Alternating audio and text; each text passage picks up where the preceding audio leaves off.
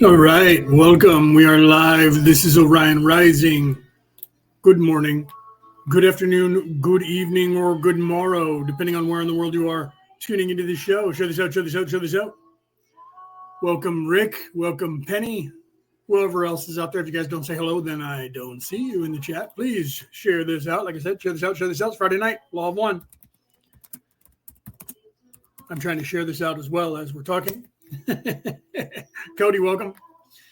Share this out, share this out. Okay, let me turn off this overlay here so you guys can see my ugly mug and put myself into full screen, which I have not done yet. I'm sitting here kind of running amok, running a little bit behind with a bunch of junk going on in the background, right? As well as the television. Let me check the sound here, right?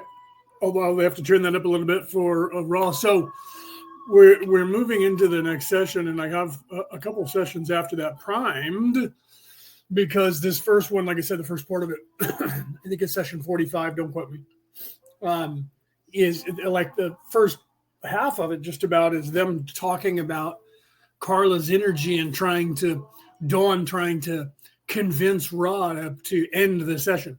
So we'll get by that, but I have the next session after that and two more after that primed, just in case I didn't listen to those to find out exactly where we were. Janice, welcome. Like I said, share this out. For those of you who are listening around the world on the MP3 broadcast, you can't see my ugly mug anyway. Nor can you guys talk in the chat, right? If you're on Twitter, if you're on anywhere else listening to MP3 broadcast, you can't talk into the chat. But you guys could always message me at Leonard O'Neill. You could look at me up at on Facebook, YouTube, or wherever you're at. Like if you go to podbean.com/ or it's actually orionrising.podbean.com. If you go there, then you could message me at Podbean, who I pay money to funnel this out and create that RSS number that you guys use on whatever app that you are listening on around the world, which I haven't looked in the last month or so. It's been really busy, but before that I was looking because like Sweden, you guys went crazy over there and all of a sudden blew me up to a month ago. You guys were like 100 views or listens to my podcast in like a couple of days over there. So you guys went, I thank you guys over there in Sweden. Germany, you guys did the same thing. About a week later, you guys in Germany did like 50 clicks on my podcast in like a day. So it was kind of cool. Okay, so let's go ahead and get into the Law of One, especially since, like I said, that, you know, the whole idea. Wait, I wanted to mention something because it is kind of coming up fast. Today is the 4th here in the United States of April. On the 8th of April, if you are in the United States of America or can get here by the 8th, you guys should look up. There's going to be a complete, full, 100% total eclipse of the sun that is going to go from Mexico up at a right angle, heading from the west north by northeast across the United States of America. And it will be the last full solar eclipse that is being able to be witnessed in the United States, the lower 48, in the United States of America for the next 45 years. So if you're anywhere in the United States and you can get to Arizona, New Mexico, and up, you could look at the path. It's all over the place. It's going to be crazy trying to get there and get out just for a 3 minute and 20 second eclipse. But it will literally, the last time this happened, I was a boy. I was a little kid, and it was in 1978.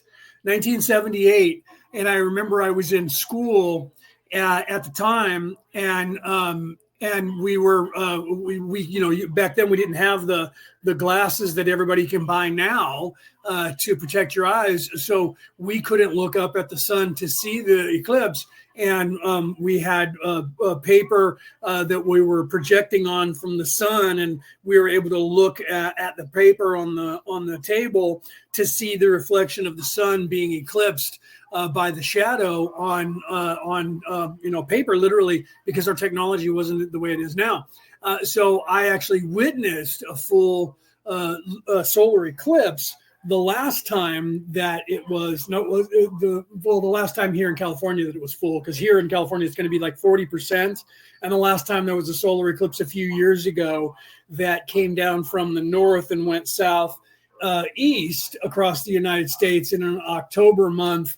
I slept through it. I woke up and went, why has it gotten so dark all of a sudden? It's like nighttime. I was like, oh yeah, there's an eclipse going on. But I knew that if I ran outside to see it, we were only going to have a small amount like now, like a 40%. It's not going to be a full eclipse. So if you're in the United States and you want to, this is like something like Hale-Bopp, like Halley's Comet. It's only going to come by this time in your lifetime unless you are young and expect to live for the next 45 years in the United States. Now, you could go around the world to other places and watch these eclipses, and they happen all the time. Around the world, you can plot those. You can go. In fact, one of the newscasters on Fox, the national news, Emily Campagno, she travels all over. She had pictures of herself. She travels all over the world and goes and sees these solar eclipses all over the world. And she showed pictures of her in Mexico and a few other places. I thought that was really cool. She said her family's done it since she was a girl, and she grew up. She's a couple years younger than me, like 2 or 3 years younger than me, and she grew up in the San Francisco Bay Area, where I grew up. I was born in Walnut Creek, California, and she was in Danville or Pleasanton, which is the next city over. And she was a Raiderette, a cheerleader for the Oakland Raiders, and a lawyer, and now she does commentation and talks of politics on television. So I thought that's kind of exciting, because literally we're from 5 miles apart where we grew up. We never knew each other, didn't go to the same schools, but we literally lived in the East Bay of the San Francisco Bay Area, and her family was doing that her whole life. Now, like I said, the only thing that I ever saw of it where a full eclipse was in 1978, and she talked about that one when she was a kid as well. So we were both young at the time, really young, but I remember seeing it. She said her father scared her because he was yelling at the sky. I don't know what, she didn't elaborate, but if you can do it. And yeah, see, Rick said the next one is 2492 or 2942. Well, no, that's not right, because it's 45 years, they said, from now. So if this is 2024, 45 years is not 2,492. That's 250 years from now, or 200, and yeah, close to that, 240 years from now. So it'll be 20. So what is 45 plus 20? So 24 plus 45, that's 60, 70. So it's close to that. It's going to be like 2070 or something, somewhere around there, right? When the next one is going to be in the United States. But it'll be other places around the world, because that happens all the time around the world. 2070, Denny said, thank you. I was trying to figure out the math, right? 45, 24, it's actually a 9. So it wouldn't be 27, because 5 and 4 is 9. So it would be 2069 then. Right? Yeah, 2069 will be the next one. But it could be 2070, and they just said 45 years to round it off, right? So, but you could look that up. You're probably more accurate than I am. I'm just doing the math from what I heard. I didn't actually look it up. So if you think you'll still be around in 2070, which I don't think I'll still be around in 2070, because I'm 56 now. So in 45 years, I could be, because I will be 100. So I could still be around. If I'm around and when it does hit and I'm still alive, I'm going to go see it. But I'm not going to travel, obviously. Now it would take me quite a while to do that, and I have my mother to take care of, so I couldn't do that. But if you're capable and you're anywhere in the central belt of the United States, going in that northeast corridor, north by northeast corridor, I would say if you can do it, do it. That was like when Halley's Comet came. We all went outside and looked, because that one was supposed to be back for another 80 years. So I'll be dead before that one comes back. Or again, I'll be somewhere around 100. What else was there? I remember in 1972, I remember going outside and watching the astronauts going to the moon. We could see the reflection. First, we could see the fire from the afterburners going up into space. Then we could see the reflection of the sun shining back down on Earth because it was in the evening and the moon was already out. We got lucky. And I remember everybody was outside. My father said, everybody quick outside, you got to see this. And I was a little teeny boy. I was born in 67. So this was 72. So that made me 5 years old. And I remember going out and he pointed up to the moon and said, do you see that light that's shining up there? That is a rocket ship with men in it from the United States. And and if you watch it, it's going to go until it disappears onto the moon. And the whole neighborhood, everybody down the street, up the street, we're all standing around outside, not talking or milling about and talking to each other and looking at this spectacle. And I remember not really realizing 100% of what my father was saying at first. And then I figured it out. And then I was taking it all in because I didn't know if I would ever witness that again. And I never witnessed it again other than on television. So I was happy that I had done it. So my point of all of this is, if you're in the United States or Canada and you can get to the United States in that corridor, starting with Arizona and New Mexico and heading up north to Canada, or if you're in Canada and you can get all the way over to the east coast of Quebec and Newfoundland, you guys will also be able to see it there. So you might want to take a look at that if you can get over there. If you're on the east coast of the United States or the east coast of Canada, it'll be a shorter drive for you guys because you're already up there. So if you're in Maine or Connecticut or anywhere in New Hampshire, you guys got it coming. So take a look at where you can see it and enjoy it, because 45 years till the next one's going to come through the United States. Okay, so enough of me going on about that, right? Penny says it's less than 20 miles away from my home, but it might freaking rain. Yeah, see, that would suck. If it did that. We're supposed to have good weather here at that particular time, but we're only going to get to see 40% of it anyways. And it's going to be, I think, in the morning. I'll have to look at the time. Last time I slept through it. This time I'll try to get up just so that I can go out, maybe glance up there with my sunglasses on, but I still probably shouldn't do that. Put on 3 pairs or something. Okay. So let me do a sound check and we'll go ahead and get started on with Raw today. And like I said, it's the session, the beginning of it, as you'll see, we'll kind of, but if you have any questions as we go, please ask them and I will stop and talk about what's going on until they get to something pertinent. Okay. So let's do a sound check. You guys let me know, right? In New York, it'll be 11 a.m. right? So if it's 11 a.m. in New York, right. I believe it's the same time. So 11, 10, 9, 8, it'll be 8 a.m. for me here. I'm usually just cracking an eyelid at 8 o'clock in the morning. Sometimes a little bit before that, but I'm usually just kind of lounging around in bed, not really wanting to get up yet at 8 o'clock in the morning. Depends on what time I fell asleep the night before. If I fell asleep early, then I go, okay, I might as well get up. Nothing to do here. Right. So I may or may not remember it and sleep through it. But if it was going to be a full eclipse, I would set my alarm and make sure that I get up and do that. I did that with a few other things when we had like a full moon that was a harvest moon and closer than and brighter than any other time in history. And I made sure to go out and witness that.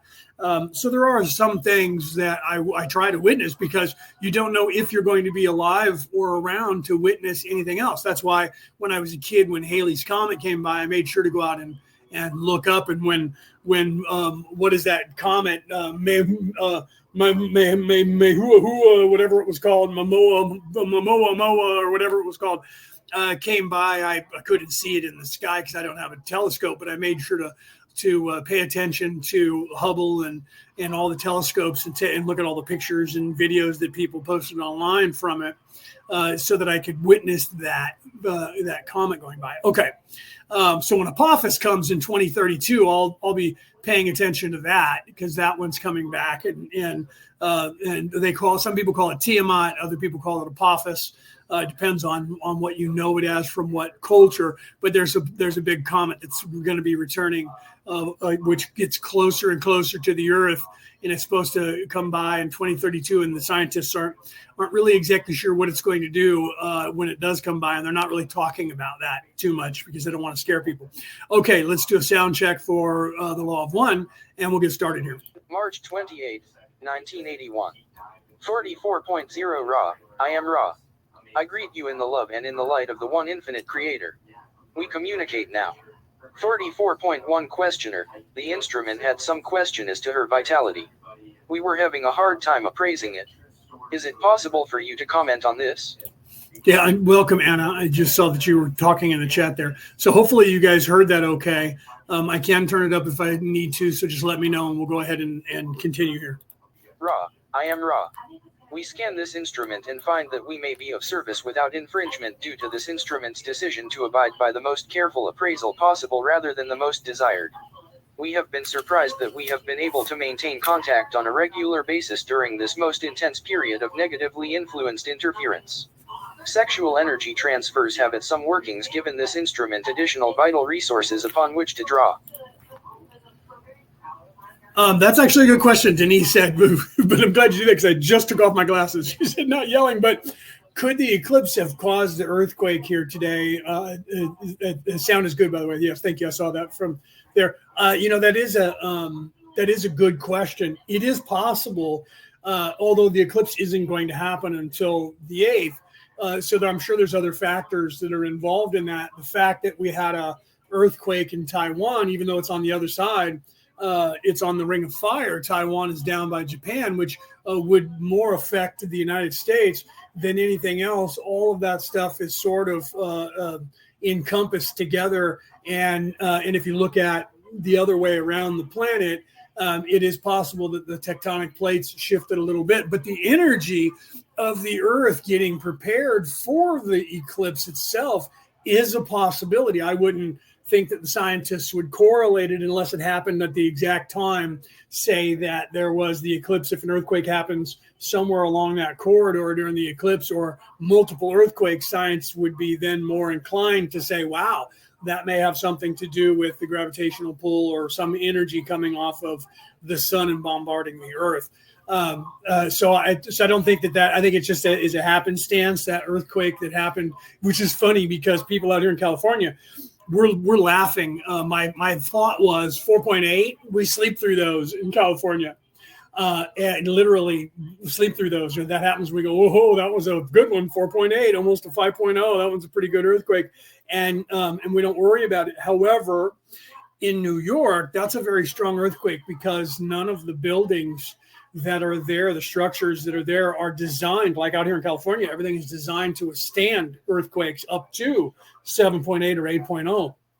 Because we're more prone to earthquakes, floods, and fires out here, we have those contingencies in order. So for the people of New York, that's a once-in-a-lifetime opportunity, because the last time an earthquake hit that big was in 1928 or something like that, in the state of New York or anywhere near that. And it was in Jersey, which is, back there. If you're in the East Coast, that like the states over there are like 100 miles long.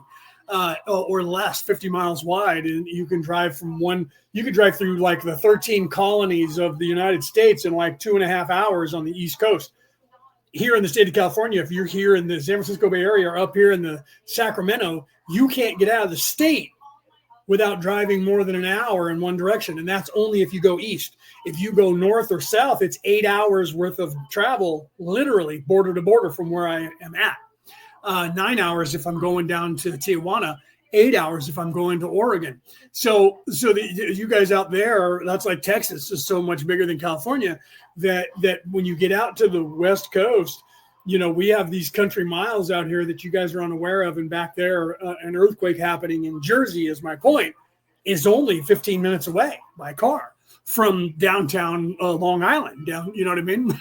So that's pretty scary for the people who don't have earthquakes. But that would be like if a hurricane or a tornado happened here, especially a hurricane happened here in California, which is hilarious because if you watch the television programs that happen out here in the state of California, specifically Cal Fire, that one has had and is coming up this week with a tornado happening in the state of California, and that doesn't happen out here. They have firestorms that are insane and create its own tornado, which does kind of happen, but not like they're showing.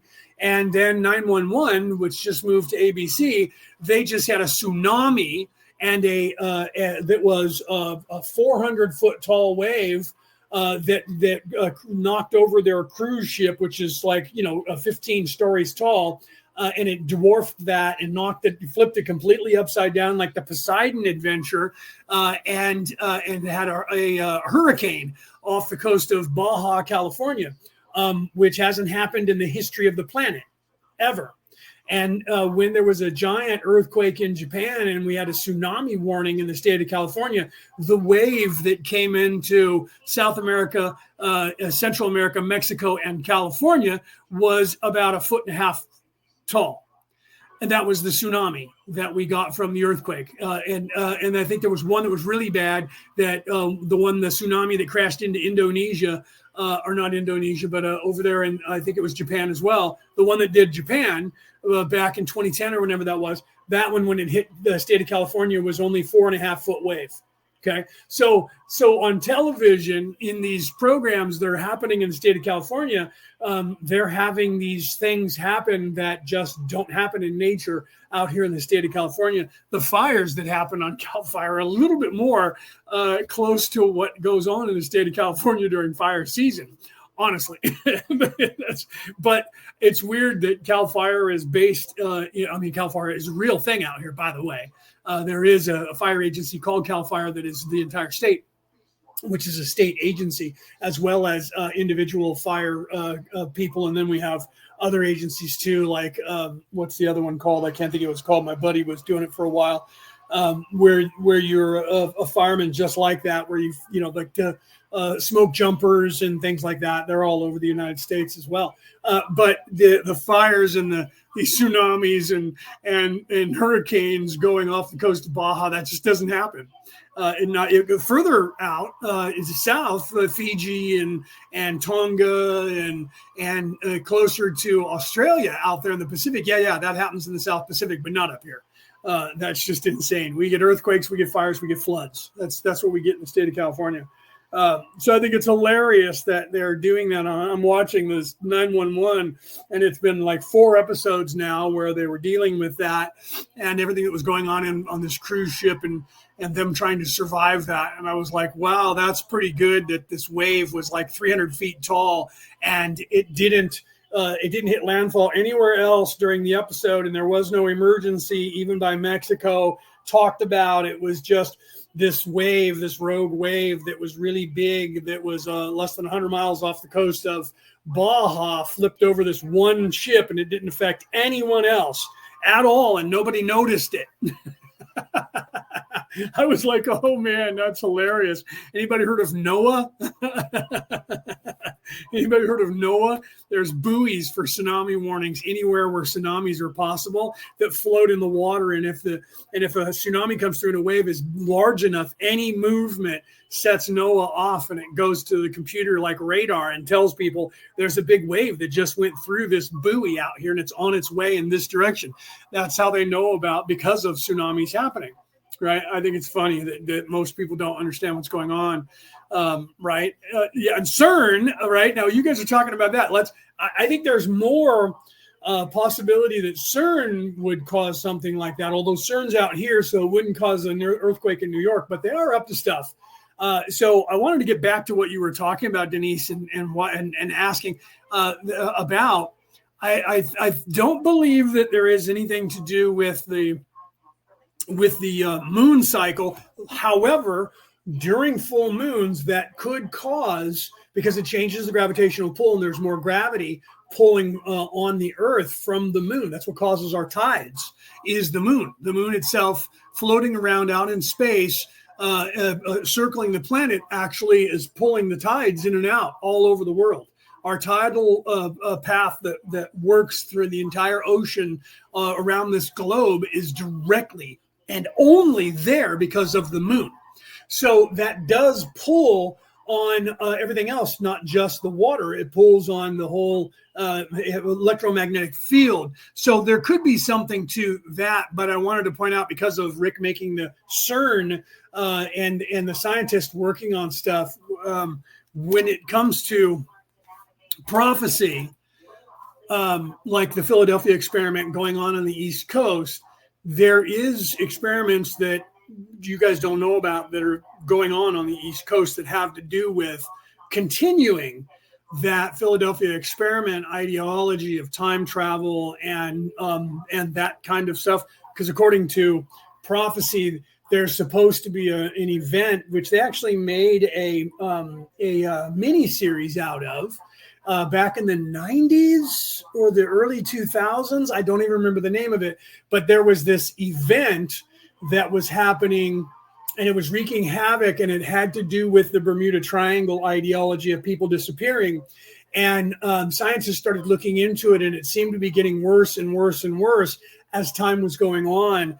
And the more they investigated it, the more they realized that somewhere in the future, this event was caused. And Star Trek, The Next Generation, did another version of the same thing, that something they do in the future causes a time rift, and it goes backwards in time, and it's detectable at a very small way in the past. And the closer you get to the future, the more and more intense this distortion happens, and they're racing because some of the people in the reality in those two series, one miniseries and one television series from Star Trek The Next Generation, start to realize that they think it has something to do with a time anomaly, and it's possible that something in the future causes this event. I bring that up because of what was going on with the Philadelphia experiment that you guys don't know about unless you watch the movie, and even that's pretty vague about what really happened during the Philadelphia experiment, and how the reason that everything went bad was because something that they were doing in the future as they were trying to do things in the past, and because they created a paradox. They didn't realize that they were creating a paradox because something that they are going to do in the future was affecting the past, and they were unaware of it in the future and in the past. And so when they did something in the past, it triggered an event that would only be triggered because of something they did in the future. The other thing that was similar to that was the Prince of Darkness, the movie, where they were using tachyons to travel backwards in time to warn of an event that was supposed to happen in the future. And the only way that you could fix it was to realize it in the past and fix it before it happens in the future. Otherwise, the future would be set, and the devil would bring his father through to this reality. So it was based on the same, all of these are based on the same theory of an event that happens in the future that causes something in the past to change the future. And it also changes the past, and you can't change it. When you get to the event, it has to be stopped prior to, so people have to remember it. Same thing happened in another episode of Star Trek, The Next Generation, where they had missing time, and they were trying to figure it out. And the more they kept trying to figure it out, the more they kept being living in a paradox and having missing time. And it turned out they had stumbled onto an alien race that was a xenophobic race and didn't want to have anybody knowing about their existence. And they were going to destroy all of the crew of the Enterprise to save their existence from the world. But they convinced them to not do that and send them backwards in time, except Data, the computer, was immune to it, and he had to be ordered to lie about it and try to cover it up. And they kept discovering that he was lying and covering something up. And so they kept going forward every time. And eventually they had to convince themselves. Data had to send information back to tell them not to stop him. So they had to then figure it out and not stop him. And then when they found they were like in a time loop for like a month, and then they were able to get out of it.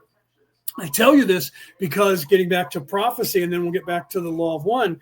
Getting back to prophecy, that I know that they're still working on time travel and things that are going on, and somewhere on the East Coast, and I'm not going to get involved into the area, but it's on the East Coast of the United States. There is supposed to be an event where there's an explosion that is done because of what they have been doing and are doing, and they screw up and blow themselves up, and that causes a rift in the space-time continuum. And they're aware of it even now because I'm aware of it. I've been aware of it since I think I was 16 when I read the prophecy. And been checking everything else off. So it's not like, oh, well, you heard some prophecy, and how do you know that that's even true and it wasn't just made up by somebody? Because everything else I read, I checked off of a list. Okay. So, but like Nostradamus and the predictions, the future is unwritten, so it doesn't have to happen. However, I also know that because of what's going on there in the Philadelphia area, Pennsylvania area, New York area, with all the mining that they've done in the coal mines, I do know that an earthquake, a very strong earthquake, is supposed to wreak a lot of havoc on the East Coast, and a lot of it is supposed to actually sink 10 or 15 feet because of that, big giant sinkholes. And I don't mean like you're driving down the road and a sinkhole opens up that drops a bus. I'm talking about like almost the entire seaboard of the eastern coast of the United States goes boom and drops. And so a lot of people are going to get injured from that. And also London in England is supposed to also have the same problem, but that one is supposed to be triggered by a nuclear explosion during the Third World War, where that explosion causes a tremor that causes the earthquake to happen under London. And because of the London Underground and all the other mining they've done under that island, the same thing happens, and that goes to where it's almost knee deep in water in most of downtown London, which, if you've ever been to London, is literally on the water. And it's already on sandy ground, so it's not actually bedrock there as it is anyways. And most things that are really heavy are having to be shored up because, like Venice, and I don't mean Venice Beach, California, but Venice, Italy, that whole place is sinking too because it's on sand. Okay. So that's what I'm talking about in New York and the Eastern Seaboard. Yeah, that's a lot of that is in prophecy, but I don't want to get too involved in the details of what I know about that, because when it comes to prophecy, we try to not scare people, because if I tell all of you guys exact dates, times, and places, you're going to focus on those in a negative way. And if you get afraid, that fear feeds into that timeline actually happening. So back in the 80s, 70s, 80s, even before that, 60s, 50s, 40s, 60s, 50s, 70s, into the 80s, prophecy was something that people were going after and seeking out until like-minded people started realizing that our viewer creation is creating the reality. And that's what all these people talking about prophecy were warning about. So that's why you don't hear much about prophecy anymore being taught and talked about openly around the world. Some individuals do, but it's not talked about on a wide scale, and you don't see a bunch of publications about it. That was done to block a lot of people from talking prophecy and to discredit them. But even those people generally go, we don't want people to know about this because we don't want it to happen. So they're trying to change the narrative and not talk about negative things that are a possibility to happen. It's not everything. Nothing in the future is certain. Nothing, because we have free will. So if you get a glimpse of something that could happen, the more you talk about it, the more it's going to happen. For instance, the entire concept of hell, and you going to hell if you jerk off, according to the church 1,000 years ago, that if you play with yourself, you're going to go to hell. And you're going to go to hell for everything. It didn't matter what it was, you were going to hell. That was all done to control the population, to do what the church wanted it to do. And because of that, we're creating this negative place where everybody's going to go to, because, he who is without sin cast the first stone. You can't go through life living in this place and not commit a mortal sin according to the churches. You just can't. Children who don't know any better do things that are affront to God according to the Ten Commandments, right? And young people that don't know. So we're supposed to believe that you can, because our laws say that you could break a law and not know about it, and it's your fault anyways, because you should have known about that law and didn't do it.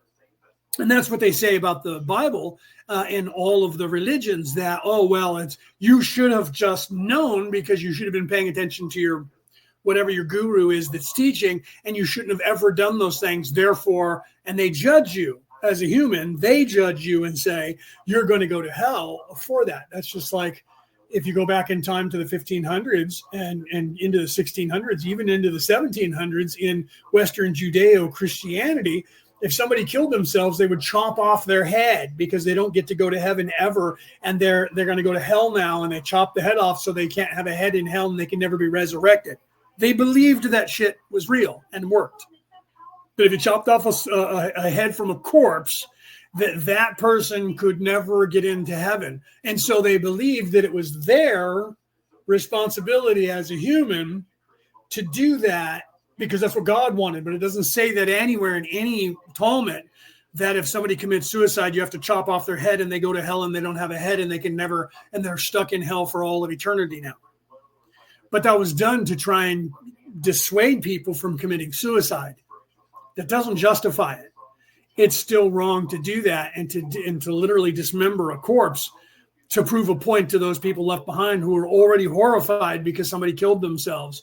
Oh, and by the way, we chopped off your wife's head or your daughter's head or your son's head or your dad's head because now they're condemned and they're going to go to hell for all of eternity. Fuck off. Get over it and live. You know what I mean? So that's just insane. Okay. Bo, welcome, brother. I haven't seen you in a minute. Right? I'm not on TikTok anymore because I'm deleting my TikTok. My TikTok might still be up, but I've deleted the app and scheduled it for deletion. So if you're not on Facebook or Instagram or somewhere else, then I wouldn't be able to see you anymore. And you're mostly on TikTok on there. And I don't know why. You're obviously on Facebook right now, right? But you keep getting banned all the time. So it's half the time I don't know who until I see you and they go, hey, that's Bo. I know that guy. I've known him for years and years, almost 10 years now. Okay, so let's continue here with Ra and get off of the whole prophecy thing. But let me finish that point that it is possible, in my opinion, because of what I know about prophecy and the timeline of that experiments that they're already doing over on the East Coast, and those experiments are not in New York. They are, however, in, I believe, the Philadelphia area, that area, which is, only 50 miles away from New York anyway, 25 miles away from, it's literally the border, Jersey and Pennsylvania, where Philadelphia is only 50 to 100 miles away from New York. So, and literally a border with New York State, upper New York. Upstate New York. So that area of the United States is already they're doing stuff out there. So CERN's out here where they're also doing crap, but everybody just blames CERN for everything. In fact, even CERN, they're concerned with the time anomalies, which they lie about and say is a Mandela effect. It's just you guys having a mass. What's the word that I'm looking for? Not hysteria, but illusion, that for some reason, the weird thing is that people all around the world have the same memory that is the wrong memory. That's why they call it the Mandela effect, because some people remember Nelson Mandela dying in prison, and that was Stephen Biko who died in prison, but I'm not one of those people who remembers Nelson Mandela dying in prison. But some people remember Nelson Mandela dying in prison, and there was never a Stephen Biko in the reality that you were in. And now you've crossed over into a different reality where Nelson Mandela survived, became the president of South Africa, and then eventually died, and his wife took over the whole apartheid ideology, or getting rid of apartheid and freedom for Africans in Africa, and or equality for everyone. And this Stephen Biko was committed suicide, allegedly, quote, fingers in the air, where they killed him the same way Jeffrey Epstein was killed, with nobody to witness and two inept guards taking a nap and all the cameras malfunctioning at the exact time, but no other time before or after that, of the death. Okay. So something that they're doing possibly over on the East Coast that has to do with the chain of events that is going to cause a lot of problems that they're going to cover up even when it happens. So even if it does happen, and what you'll hear is that there was an explosion in a subway tunnel or something, and that, I don't think it's any terrorist organization, unless they're going to use that to go after terrorists, and then they might say that it's terrorist. But at the time that something like this does happen, it'll be something that'll be explained away as a gas leak or something else, anyways, that you guys won't get to know about on television or around the world. You'll just know that something happens over in the East Coast of the United States, and it wreaks a lot of havoc, and a lot of people die. They may not even tell you about the scientists who die, because then they would have to tell you, like with the Philadelphia experiment, no one heard about that for 20 or 30 years after it occurred. And then they started making movies about it 35 years later. Okay, let's continue with the law of one here. Stay off of prophecy. Right, here we go. However, this is not so at this working end. Therefore, the will of the instrument drives its bodily complex. This instrument has no judgment about this service. Welcome, Tina. Right, Tina came back again. Right, she was here a couple weeks ago. Right, welcome. She used to be here every week. For most of you guys that are here now, wouldn't remember Tina. Denise maybe might, but most of you wouldn't remember Tina. Some of you do, because you were around when Tina was around. But Tina used to follow us for a long time. I worked with Tina for a long time, helping her in spiritual ways. And she's been off doing her own thing, which means obviously she's doing okay, right? Welcome back. All right, let's listen. The faculty of will, while recognized as most central and valuable, could in this application cause serious distortion in bodily complex of the instrument. May we note that martyrdom is not necessarily helpful. We ask this instrument to examine these thoughts, judge, and discriminate the possible truth of them, and if they be deemed true, we suggest this instrument release the power of judgment to the support group whose interests are balanced far more than this instrument's. Allow decisions to be made without expectation or attachment to the outcome. Our hopes, may we say, for long-term contact through this instrument depend upon its maturing ability to be of service to other selves by accepting their help and thus remaining a viable instrument. May we thank the questioner for allowing us to speak to this point, for we were aware of the distortions incumbent upon one whose will to serve is not regulated by knowledge of limitations of bodily complex distortion.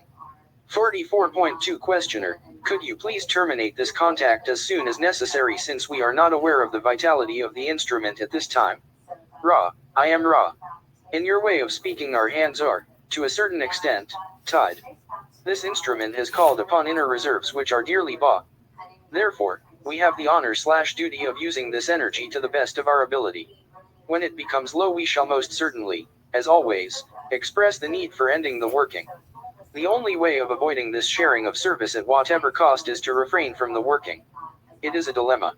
44.3 Questioner, can you tell me what the tone was that I heard in my left ear when you started your communication? Ra, I am Ra. This was a negatively oriented signal. 44. See, that you have to pay attention to. Like I said, there are some places, I'm going to stop talk here, that I teach this. We have been teaching this around the world forever, but I've been doing it for 35 years now. I was taught this by my father when I was a kid. And then as you get older, you start to realize that everybody starts to learn this. If you're any way a psychic or a medium, you know that if you have communications with your higher self or your guides, you know this to be the case as well. Left ear knowledge is the devil on your left shoulder. Right ear or left ear tone information. Right ear tone information is your conscience or your higher self or your guides. Or if you're a medium and you're talking to the other side, someone that is channeling to you or communicating with you, somebody's relative or whatever who's passed on, all information that is of a positive nature comes in from the right-hand side, including tones and things like that in your ear. All information that is on the left-hand side is negative information that comes in. Doesn't matter whether you're right-handed or left-handed, ambidextrous. This is the way the universe is set up. Right side of your body, which on your screen, you have to remember I'm backwards. So this is my right hand. This is my left hand. Right-hand side of your body is positive energy and information. Left-hand side is negative information and negative energy. So get used to that and know that to be a thing. Nobody, the only time anyone says, well, for me, it's left side is positive, that's an evil person who is in service to self, and they equate with the ego, and that's why that information to them they claim is positive, because that is a constant in the universal mindset. There isn't, it's not open for interpretation, and it never has been. It is just one of those things that is the way the universe works. So anyone could claim that, and when they do, they're wrong, right? Well, for me, it's left side is when I know I'm talking to my higher self. No, that's your ego, and it may have convinced you that it is, in fact, your higher self giving you information.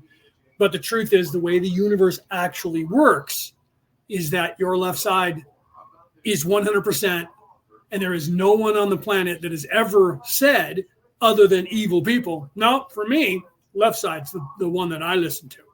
Those people who say that are people who are evil, self-serving, and they listen to their ego. Most of those people don't say that because they think they are the ego. They don't think there is any such thing as an ego, except for, some people have an ego, man, and they're just, but they don't see it as a separate thing. Do you see? So that's why I wanted to make sure to point that out, because that was a negative energy information coming into that side, and then just moved on, right? Without explanation. And I feel that that's something that's necessary because of how much that we teach people this, and how much weight we put on the realization of energy and messages coming into you, and that you will find, and this is why we also say, don't believe me. Don't believe anything that I've said, and you pay attention to the information that comes in and get used to where it comes from, which side, left side or right side, and see how it turns out in your life by listening to that information and thinking it's real. You can do that on your own. I can say, don't touch that stove, it's hot. And you'll either believe me and not touch the stove, but eventually you're going to touch the stove because you want to know whether it's hot or not. So eventually, until you burn yourself on the stove, you're not going to believe that it's hot because you've never experienced it. So that's why we'll tell you this and then tell you got to figure it out for yourself. So even if I try to warn you ahead of time, you may doubt that and go, yeah, let's just say, right? And comedians joke about this. I remember, I can't think of his name right now. I'll think of it in a minute. It was like, I don't know, 15, 20 years ago now, when he was talking about using a spray bottle to spray Windex, and how the Windex has a little nozzle that you turn, and and one is the stream that's like a sniper stream, and the other one is the mister. And he said, never do that and cross that up and get it halfway in between. Bad things happen. And his joke went on about that, and how some of you are going to go home and you're going to go grab that Windex bottle and you're going to turn that nozzle halfway in between. You're going to pull that trigger to see what happens and whether I was telling the truth or not, right? And I love that whole skit. It was just hilarious. And I can't think of who that was. No, it wasn't Andrew Dice Clay. It was, I can't think of his name. He went on to do a movie, a comedy where it was Employee of the Month. He ended up doing in that movie. What was his name? I can't think of his name right now, but I just had it on the tip of my brain. But he was funny. He was also the one that talked about being in a online at a bank, and it was called The Sneeze. You can look that up on YouTube. It's called The Sneeze. And there was an atheist who was standing in line, and the guy sneezed. And he could see the light was coming in at a right angle where I could see in the light, I could see his debris as he sneezed. And then he said to the guy, God bless you. And the guy looked at him and started schooling him and was like, oh, you believe in God? And so it went into this whole skit about this guy being an atheist and talking to him, and then him, because he is a Roman Catholic. He was a Catholic, a very devout Christian. In fact, he even says, I didn't say bless you because I'm not the big guy upstairs. I said, God bless you, because only the big guy can bless you.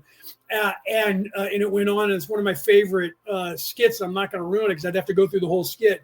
But prior to him talking about the sneeze, he talks about Windex and that nozzle. So you can look that up, that skit that he did. And I can't think of his name right this second. But if you look up the Employee of the Month, he was the star of that movie, and he was a stand-up comedian. He was hilarious. And he did this. So you can go to YouTube and look up the Sneeze comedy skit, and you'll get that. It's a few minutes long, 4 or 5 minute long skit that he did that was hilarious about a sneeze and this guy who was an atheist, and them talking to each other about that and what happens. And I love that. It's funny, very funny. Okay, let's continue here with the law of one, because like I said, here's again, other than stopping to talk about the information and how you get it and what that means, Dawn's really trying to say, well, you need to stop, man, because she's not sure of her energy. And he's like, look, she knows what she's doing. Ross said, look, she knows what she's doing. Let's continue. Point 4 questioner. Can you tell me how I would hear a positively oriented signal? Raw. Yes, Dane Cook. Denise said Don Cook. Dane Cook, thank you. As soon as you said Don Cook, I was like, no, it's Dane Cook. D-A-N-E, Dane Cook, look him up. Dane Cook, the sneeze, watch that video. It's hilarious. That whole comedy skit that he does up on stage, oh my God, that entire show was hilarious. And it's old, like I said, it's like 20 years ago now, or maybe not that old, but probably it was back in the 2000s, right? Before 2020, that's for certain. All right, let's continue. I am Ra. 2 types there are of positive signal. First, in the right ear location, the signal indicates a sign that you are being given some unworded message saying, listen. Take heed. The other positive sign is the tone above the head, which is a balanced confirmation of a thought. 44.5 Questioner, are there any other negatively oriented signals that I get? Ra, I am Ra. This is correct. You are able to receive thought forms, word forms, and visions. However, you seem able to discriminate. 44.6 Questioner. Yeah, that comes through all the time. We're bombarded with that stuff all the time, right? So, I mean, Don asking that question is valid because he was talking about psychically receiving that. Yes, dreams, visions.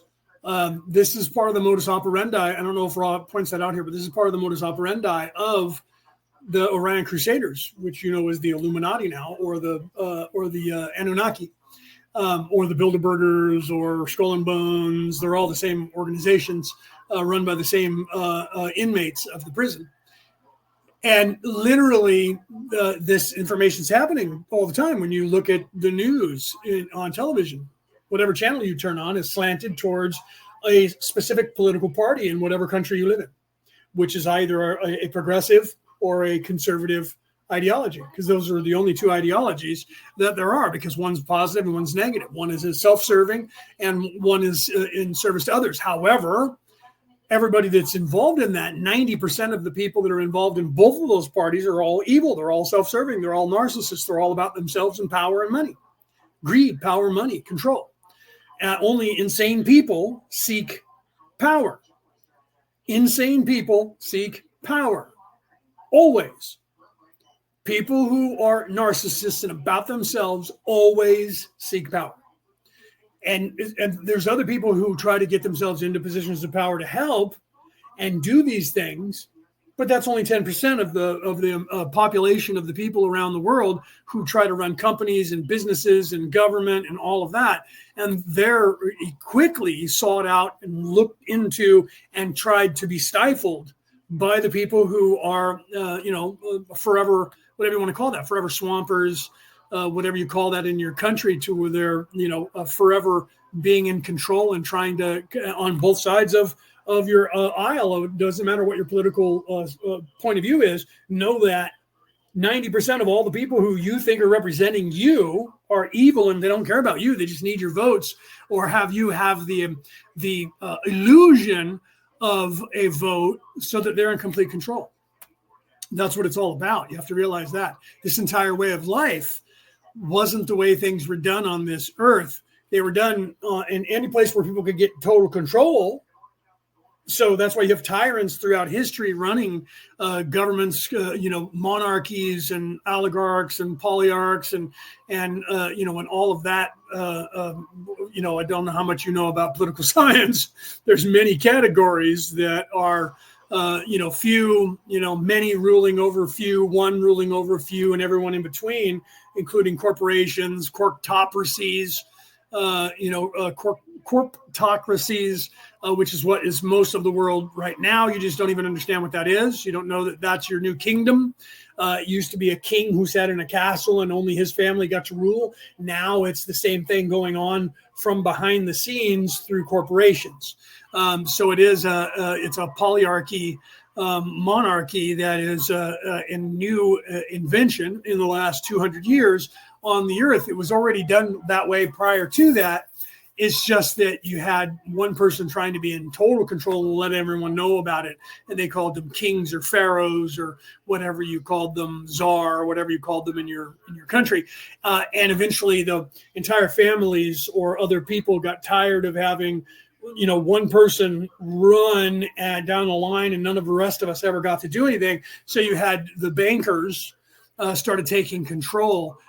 including the Knights Templars and the like, with money, and then everything else that we have entailed. Now I'm reading books about the stock markets around the world and the control of, and I wrote a book about the global banking, and that nobody wanted to read because it tells too much of reality of what's going on and how money is just fakely invented.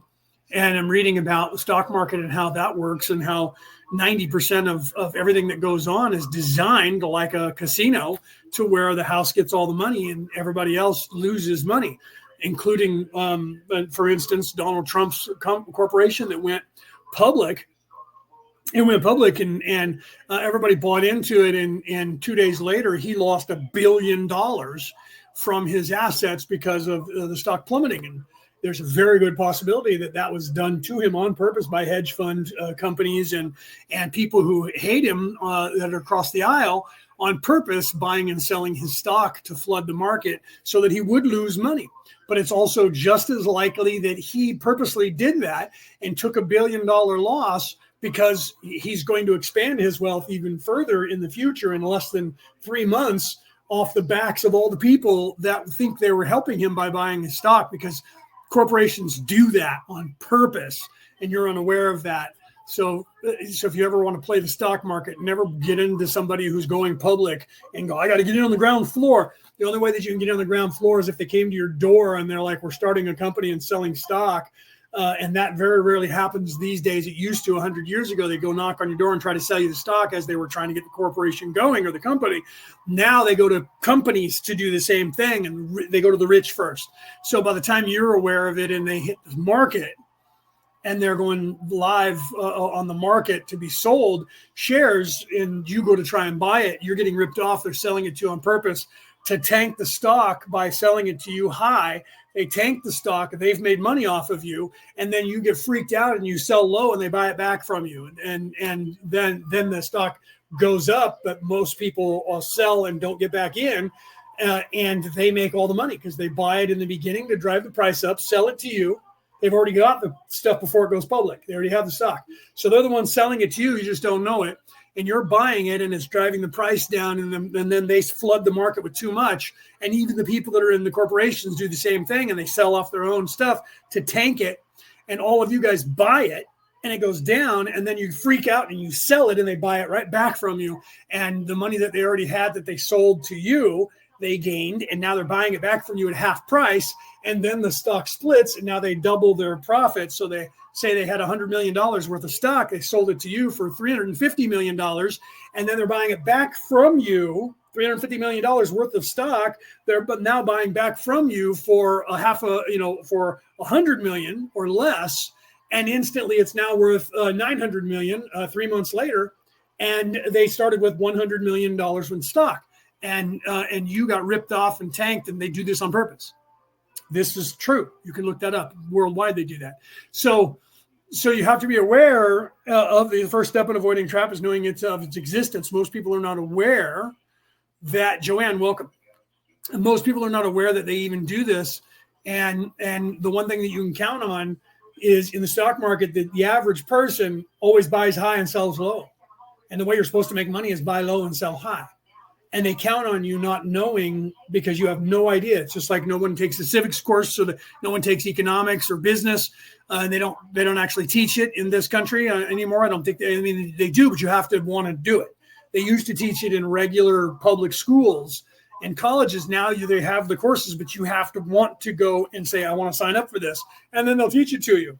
But they don't do it as a curriculum. It's not part of your mandatory learning anymore. And around the world, they're not doing it either. So you don't get anything that helps you in any way succeed or have the knowledge, because it's easier for them to stay in power if none of you understand how they got their money. Do you see? They don't have to compete with you as you start competing with them because you know what they know. If they take that knowledge away from you, that's what the modus operandi is with everything in the world. It's what they've done with everything. You don't know about it, but it's there readily for you to learn because they have to do that by the laws of the universe. But you don't know about that because they've taken that knowledge away from you. So you don't even know that they're supposed to do it. But they put it right there in front of you so that you can never go after them for atrocities against the humanity because, look, it was there. You as an adult are responsible to figure your own shit out. Because we give you the ability if you know what you're looking for. But how do you know what you're looking for when they don't tell you that you're supposed to be looking for it? That's why. That's why people like me are trying to get you to think for yourself. Critically thinking, free thinking people are illegal on this earth. They can't kill you off anymore. Okay. So you can learn all this stuff. If you have a smartphone or a computer, the entire knowledge of the universe as we know it is at your fingertips. And you're playing video games and watching TikTok and trying to get likes. Do you see? That's why those algorithms are designed to put you like a drug and hook you on that, because it keeps you from actually using the internet and your smartphone to better yourself and make more money, or to make money at all. They're keeping you at a steady, even keel of just enough food to keep you alive, just enough shelter to keep you coming back to your job, and that's it. Just enough education to where you're in a caste system now. If you were born poor, you're going to be poor for the rest of your life, and so are your children, grandchildren, and great-grandchildren, unless you change something about your life. Let's continue. Is there a reason that I am open to these signals of a negative nature? Ra, I am Ra. Are you not all things? 44.7 Questioner, I think that it might be a good idea if we terminated the contact at this time to allow the instrument to gain more necessary energy before continuing. This is my decision at this time. I would very much like to continue the contact, but it seems to me, although I can't tell the instrument's level, that the instrument should not use up any more energy. Ra, I am Ra. We are responding to an unasked query. However, it is most salient, and therefore we beg your forgiveness for this infringement. The energy has been lost to the instrument, dedicated to this purpose only. You may do as you will, but this is the nature of the instrument's preparation for contact and is the sole reason we may use it. 44.8 Questioner, I'm not sure I fully understood you. Could you say that a little different way? Could you explain more completely? Ra, I am Ra. Each of you in this working has consciously dedicated the existence now being experienced to service to others. This instrument has refined this dedication through long experience with the channeling, as you term it, of Confederation philosophy, as you may say. Thus when we first contacted this instrument, it had offered its beingness, not only to service to other selves but service by communication of this nature. As this contact has developed, this dedication of beingness has become quite specific. Thus once the vital energy is dedicated by the instrument to our communications, even if the working did not occur, this vital energy would be lost to the day-by-day experience of the instrument.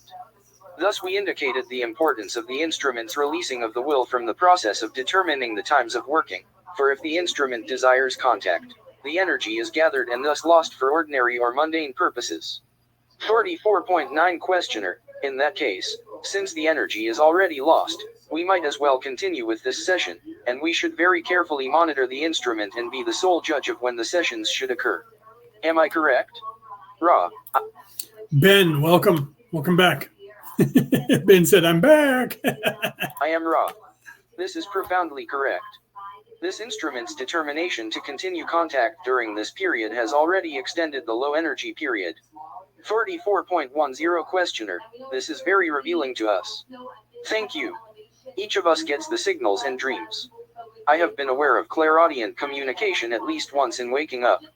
Can you suggest a method whereby we might, shall I say, nullify the effect of the influence that we don't want from a negative source? Ra, I am Ra. There are various methods. We shall offer the most available or simple. To share the difficult contact with the other selves associated with this working and to meditate in love for these senders of images and light for self and other selves is the most available means of nullifying the effects of such occurrences. To downgrade these experiences by the use of intellect or the disciplines of will is to invite the prolonging of the effects. Far better than to share and trust such experiences and join hearts and souls in love and light with compassion for the sender and armor for the self. 44.11 Questioner, can you tell me the source of the instrument's dream of this morning that she told to me as soon as she woke up? Ra, I am Ra. The feeling of the dream, shall we say, was Orion influenced. The clothing of the dream revealing more the instrument's unconscious associative patterns of symbolism. 44.12 Questioner. In meditation a number of years ago my arm started to glow, moving rapidly involuntarily. What was that? Ra. I am Ra. The phenomenon was an analogy made available to you from your higher self. The analogy was that the being that you were was living in a way not understood by, shall we say, physicists, scientists, or doctors. 44.13 Questioner. Now, we do that a lot more than we realize, especially in dreams, because the dream world and dreams are metaphors. Almost exclusively the communication in there from our higher self or our superconscious or subconscious mind is done through imagery and metaphor. So there's a lot of allegory qualities to interpreting dreams. So that's why if you look up, it drove me crazy when I was younger. I would look up interpretive books forever where I could find them in bookstores and libraries of interpreting dreams. And like 90% of everything was negative. And I was like, that's just that the odds of that are just wrong. So it drove me crazy. And so I started doing that and working with people interpreting dreams, because when if you use medium abilities as it is to interpret, or intermediate, medium meaning interpreter, communicator from one side to the other, meaning from this reality to the people that are crossed over or disembodied. If you have that ability, then you have the ability to also interpret dreams, because it's doing the same thing. You just have to tap into their higher self to find out what the dream meant when they talk about it. And you do the same thing. So anybody who's a talented psychic is capable of doing dream regression or dream work, interpreting dreams, whether they're aware of it or not. That's a higher learning of the interpretiveness of communicating with higher self or people on the other side as a medium. So it drove me crazy, because everyone always said the negative and never a positive, and it just can't happen. I mean, even if you're doing card reading, there's a positive and negative aspect to card reads. Everything in the universe has equal application, positive and negative, and the connotation of or consequences therein of positive or negative information. So dream interpretation wouldn't be any different, because the universe is cyclical in nature and it is 50-50. It is exactly in this place designed to be that. So you can't have a book that is interpreting dreams negatively or positively at a slant of 80 to 90% in any direction, because the universe doesn't work that way. It's against the laws of the natural order of the universe. The yin and the yang are exactly that for a reason in the universe. So it drove me crazy when people would do that and you would read a book and everything was, you're doomed and you're going to die and you're embarrassed to be naked. I'm just like, this is just somebody that's making shit up to make money. And that's what most of the stuff is out there. And that's why when people say, well, do you know of a book that I could read on that subject? I'm like, you can look, right? You can look because you're going to find that most of the stuff that's out there is someone's opinion, and they're not actually quoting the way the universe works. And if they are, they're usually telling you that, and they're not taking any credit. They're saying this is the way it works in the universe. And unless it sounds, then if it's not 50-50 and they're not saying to you there is no right and wrong, there just is. And it's a choice of whether or not you're in service to self or in service to others and the other people around you in the universe itself. Because the only people who are either in service to self or in service to others are humans. They're the only ones who make that choice. It's only when you start becoming conscious. So even animals, as they start to become aware, self-aware, they start making those choices, right? So there is no evil tree. There is no evil fish. But they do things that we would consider evil because they live in an ecosystem of violence, because that we do. You cannot survive in third dimension without killing life and consuming that life's flesh. Oh no, I'm a vegan. What do you eat? Tofu. Tofu is a live, living culture that you're consuming to take that energy and transmute it into your body. So is a piece of lettuce or fruit or vegetable. You're killing that life form to survive, no matter how you want to try and justify it. Well, I'm not going and killing a Bambi or a deer or a cow. I'm just what? You're going and planting a plant that can't defend itself, doesn't have a chance to run away or stop you, and you're ripping it out of the ground and biting on it and eating it. What's the difference between grabbing a fish and doing that, or grabbing a deer and slitting its throat and gnawing on its flesh? No different. It's you justifying that and saying, I'm not just going and putting a cow in a pen and never giving it any freedom and just killing it and eating it. But you're taking the seed and planting it in a box that it can't get away from and growing it until it's eatable, and then you're ripping it out of the ground and gnawing on it. Same thing. You're cultivating that food for yourself, or having a fish that you're creating in a tank so that you can eat it. Well, it's just sustainable. So is a cow and so is cattle. They're sustainable because you're paying somebody to bring a bull and put their sperm in the cow to make more cows. Okay, it's no different. And the difference is that you are justifying in your own mind, you're pretending that you're not killing something. Do you see? The truth is, if you're being honest with the world, drinking water is destroying life because that water is alive and it has energy in it, and you're consuming that.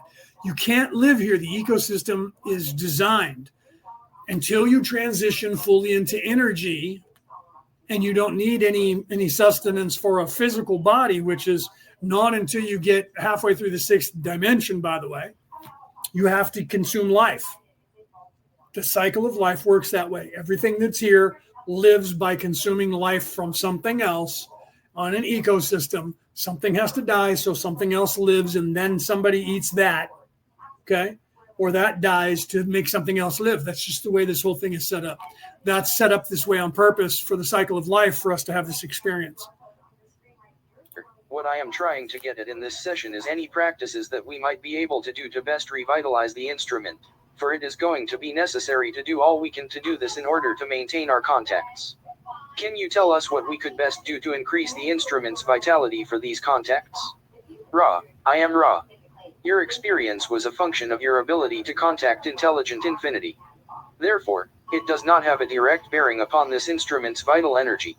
We have spoken before of those things which aid this instrument in the vital energy, the sensitivity to beauty, to the singing of sacred music, to the meditation and worship, to the sharing of self with self in freely given love, either in social or sexual intercourse. Okay, hold on. I'm going to stop there, even though they're talking about sexual intercourse, because I want to talk about what Rick was talking about. I've seen in many spiritual, this is Rick talking, I've seen in many spiritual pages, people feeling odd, unmotivated, all sorts lately. I've been like that for about 6 months. It's weird. This is where everyone is going on this earth, because we're going through a transitional phase. This is what we've been talking about since 2012. 2012 ended what the Mayans and the Incans and the Aztecs called Baktun 12. And that's the big round of their 3,630 some odd year cycle that is moving into Baktun 13, which everybody said when Baktun 12 ended in 2012, oh no, that's the end of the universe. We're all going to die. No, they just didn't write the other calendar for us and leave it for us. Okay. They all ended, and that culture ended, and nobody made a new calendar. That's it. It would be like as if nobody made the 2025 calendar, and at the end of this year, at December 31st, 2024, there is no more calendars that nobody made on the earth for you to find. That doesn't mean the earth is going to end. But if the calendars were created for another 100 years and then our culture dies out and we don't create any calendars and nobody's around to tell the people that, and people find our culture and then find our calendar, and our calendar ends 100 years from now and it's now 100 years later, you could then go, well, the universe is going to come to an end because those people 400 years ago didn't make another new calendar. That calendar that is created was created 6,000 years ago. Okay, so when Baktun 12 ended, when the Mayan calendar ended in December of 2012, that was a 6,500 or 6,600 and some odd year old calendar. So no new one had been created in almost 7,000 years. Because they didn't need it. And the culture died out and nobody remembered it until it was discovered. And then people were looking at it, hundreds of years, almost 1,000 years after that culture disappeared off the face of the earth. Do you see? So everyone was like, oh, the Mayan calendar is coming to an end. We're all going to die. No, we just lived long enough to see that, and their culture didn't. Okay. So the point of all of that is, this is where I'm getting to what Rick was talking about. Let me go back to that. Everyone around the world, we're aware of this. Everyone around the world is becoming increasingly more confused and looking around and wondering what's going on, because everyone is realizing that this way of life is not working. So therefore, they also are starting to realize that all of the religions are failing. Everything is failing around them. And whether you're aware of it or not, that's confusing, because this entire way of life, the devil shall rule the earth for a certain time. That time is over. So there is a vacuum that is being created now, where you have this old elite guard of evil people in control of the world who are trying to hold on to the control that they've had for thousands of years over everyone on this earth, and a status quo that they created like a blanket for you to live in. And that's no longer working for the masses exponentially as time goes on, because there's so many people here that are raising the vibration and focusing energy to wake everyone up, that it's beginning to happen. So the first thing that happens is confusion. What is going on? Because you all start to realize, they're all just blatantly lying. They didn't used to do that. Yes, they did. You were just not aware of it. And now you're becoming aware of it. So for you, it's brand new, and these people are no longer even trying to hide. They're just lying out in the open. They've always been lying out in the open. You have just never noticed it before because you weren't capable. This confuses people. Your realization, and I talk about this all the time, and all those of us who are awake do, your realization that your parents are just people disappoints you. So when you, as a child, as you're growing up, your parents are all-knowing, all-seeing. They know everything. They are in charge of the world. They are kings and queens, and surely they know all, because they tell you they do your whole life, and you trust them. And then as you start getting older, you start looking around, and then all of a sudden reality hits you, and you realize they're just people, and they don't know a fucking thing. Then you think you know more than them, because you must, because they're old and they don't know anything, because they're not cool like me. I'm one of the cool kids. I know all the lingo of how everybody talks now. I know the dance moves. They don't know any of that, and they're just stupid. And you think you know everything, until you get old enough to start seeing people behind you who are in school, and you're now in your 20s going into your 30s, and now you become what your parents were to you when you were that age. And then you go, whether you find it because of that, or one day you wake up and you're scared because now you're living a life and you have to pay bills, and you have to pay rent, and you have to have a job, and you have to take care of everything and clean and cook and do your laundry and do all the things that your parents had to do. And you get locked into doing that to survive. And then you realize you really don't know how the world works. That scares you again. And if you have children, you don't want to let them know that. So you pretend that you still know everything for their sake, which is what your parents did for you and their parents before them. Then there comes the time, as you are an adult, that you look at the leaders of your country and realize they're just people like you and like your parents, and that they really don't know a fucking thing, and they're scared children too. Then when you look around the world, you realize the entire planet is being run by children who are afraid of the dark, and that confuses you, and that scares you. Okay, so you want to go back into the matrix and forget all of that and just hunker down and not believe any of that's true, and just do your job and pretend that none of this is real. And some people choose that way of life, and they refuse to look at the world in any bigger picture. They don't care, and they just want to just put the blinders on. Other people don't. And those people become confused because they look around and they go, oh my God, nobody's driving this fucking truck. This entire planet is just running helter-skelter on full speed. Nobody's steering the horses and we could crash at any moment. That's the realization that en masse, the entire population of this planet is starting to realize now, Rick. So it's not a bad thing. It is only scary when you are looking and going, there's nobody steering the horses. When you don't realize that the horses are being steered by the universe itself, and that there is somebody steering the horses, there is somebody driving this boat, you just can't see who that person is. And you have to trust that everything's going to be okay. And it scares you because you don't know how this thing's happening. Do you see? What's happening en masse to the mass population of this earth is the realization that the governments have failed, the religions are failing, the governments are failing, all those people that are supposed to be the authorities are not. They're making shit up as they go. In fact, they're lying to you, and you're realizing this, and people around the world are realizing this. And the best thing that created the catalyst for that was this last ditch attempt to take total control of the world, which was called COVID, that didn't work. That did more harm for evil people than they ever imagined it would do. Their theories were that 85 to 90% of all people will just shut up and do what you tell them to do when you force them to do it. That's an actual study that they did. And they counted on that happening. But what they didn't realize is that 10% of the population who refuses was stronger than the 80% or 85% of all the other people that were kowtowing.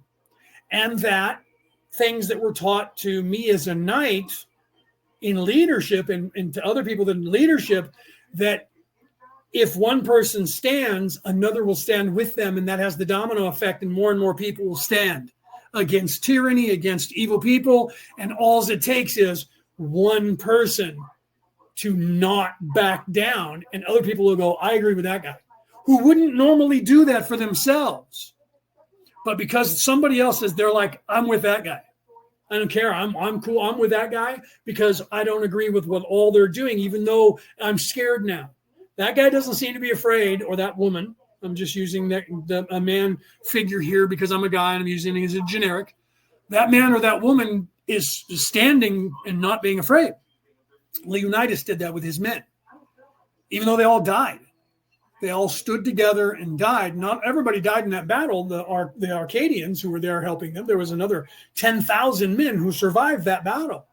But the 300 died to the last man, because Leonidas stood strong and stayed, and they loved him enough to stay and die with him to prove the point. They died on that hill. Men and women have done that throughout time, and they don't want you to know about that.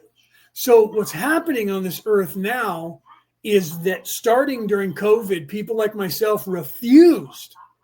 I never got the shot, and I wouldn't let them give it to my mother. I didn't wear masks, refused. And when they said, it's a mandate by our governor, I'm like, that's not a law, and you can tell him that I said so and have him come over here and arrest me for not wearing a diaper over my face. Okay? I'll be the guy shopping around. You call security, and when somebody comes here and tries to arrest me, I'll own this place because I'm going to sue you. I'm going to sue them. And then if the police come get me, I'm going to sue them. I'm going to sue the state, the county, the city, and everybody up every chain, and I'll get fucking rich. And don't think that's not going to happen. And they knew that what they were doing was not legal. And even the sheriff's departments across the United States, here in this county in Sacramento, they're like, they're like, there's a curfew, a lockdown. Everybody has to be off the streets or you're getting arrested. The sheriff was like, we're not going out and patrolling and arresting people for that. I'm not going to go and arrest people because they're not wearing masks in this country. More people fought against that. And then they were claiming that everybody was inoculated and there was only a small few of people that were not inoculated that were causing the problem for everybody. Now, the actual statistic is out of 380 million Americans, there's only 120 million people that ever got any shot. That's 1/3. 2/3 of the population of this country never got a shot. 1/3 got at least one shot, or at least some version, because some people got 4 and 5 and 10, and some people are still getting them. But those are the same ones that have always been getting them. But when you heard it on the news, it was 1% of the population is not getting a shot, and they're killing everyone. The truth was that was a lie. They've now admitted 4 years since this pandemic has gone away that only 120 million Americans, and 380 million is a soft number because we've had 12 or 15 million just in the last 3 years show up here. And that's not even factored into that. Okay. So there's probably more like 450 million human beings or more living in the United States. And out of all of them, they've only inoculated about 120 million of them. So the truth is 350 million or 330 million Americans never got the shot. But they'll have you believe that there was 4 of us that never got the shot and we were the ones killing everybody. Okay. They're lying about all of that. They're lying about that. And they've come out and said how many people actually, they talk about it on the news, how many people actually got at least one shot. And probably 80% of all those people have gotten multiple shots because they believe in all the shots. That's the standard number for the people who are already getting the flu shot. So the same people that were already getting all the other shots are the same ones that got those shots. But the news was acting like all of the everybody that was doing it was the small minority who were evil and they were killing everyone for not doing it. And some people still believe that because they refuse to look at the actual numbers. The point of that is, all of this is that what's happening because of the people who fought back and other people were like, I'm not getting it either. I refuse. And we refused. Those people naturally were already doing that with everything anyways. Those people are the ones that have always been murdered by evil people to stop them from saying what I'm saying, to stop them from telling anyone. They can't do that anymore. So they have to just erase you off of, like Bo keeps getting deleted because he says things that are a little more volatile and he's being that divisive refusal to buy into their crap. And he's being that person and he's putting up with that, even though he keeps getting deleted and he keeps getting banned from everywhere. He keeps returning to do it again. Most people don't do that after the first or second time. They're like, okay, I was warned. I'm not going to do that anymore because I don't want to get in trouble. I don't know if Bo's still here because he came back as Ben a minute ago. If he is still listening, Bo, you know what I'm talking about. He's been doing it for like the 10 years I've known him. he keeps doing it. And I encourage him to continue doing that because he's serving a service for the world, even though it's frustrating to him and everything that's happening to him. The same thing happens to me. I got deplatformed 2 years ago off Google. More than 500 episodes of my show deleted because I would refuse to allow them to have access to my bank account and all my passwords and all my medical records. And so then they claimed I went against their terms and conditions and deleted me. But then I just turned around and went to a different email account that I already had and opened up the new account. And they didn't delete that because they're like, okay, well, we showed him. Because most people, I lost. All the people who were following me, 85% of them are not following me anymore. Because they don't know that I'm back under a different name on Facebook, or on YouTube. Do you see? So they did their job and silenced me on their platform. I'm still on their platform and I'm live on their platform currently talking. But my footprint on their platform is now, 100 people or so, where before it was like 4,000. Do you see? And going up, it was getting close to 10,000 people. So you see my point? So they stifle you now. They kill you off by deleting you. That's the same where they used to literally put a bullet in your head or kill you off. And if you become too popular, then they try to deplatform you, like you see them doing with people on the internet. They try to do it with Joe Rogan. They try to do it now. They're on the rocks on Dwayne Johnson because he refused to back Joe Biden, and so now they're going after Dwayne Johnson. They can't take him out. They don't. You guys have no idea how important and how much money Dwayne Johnson has. The guy who was The Rock in WWE. The guys on the board of the UFC and the NFL, or not the NFL, but the USFL, AFL, or whatever they're calling themselves now, him and the XFL and the USFL merged into one football organization the same way the NFL used to be the AFL and the NFL, and they became one. They merged back in the 1960s. They were two different leagues. The XFL and the USFL have now merged into the United Football League. The UFL, and he's on the board of directors. He's owner of that. So he's not going anywhere, and he's a movie star, and he's the pro wrestler who was The Rock, Dwayne The Rock Johnson, and he's got other endeavors where he's also a king of Samoa or Fiji or one of those Pacific Islands because he's literally royalty from there. So he's not just some schmo, but he has a big enough voice now to where he can take them on and just go, no. They're going to come after him and try to do damage to him, but he's defining, and people are seeing that he's like, I don't, you know what? Just like when Michael Jordan was selling Nikes and they wanted them to back the Democrats. And he said, conservatives buy tennis shoes too. Oh man, they went after him for that. They didn't like the fact that he was, that he would not choose a political side. And he was like, people are people. I'm not going to be a politician. I'm a sports figure, and so I'm going to endorse everyone and sell shoes to everybody. I don't care who they are. Those people have a voice that's big enough to be defiant, and they refuse to let either side force them into a box.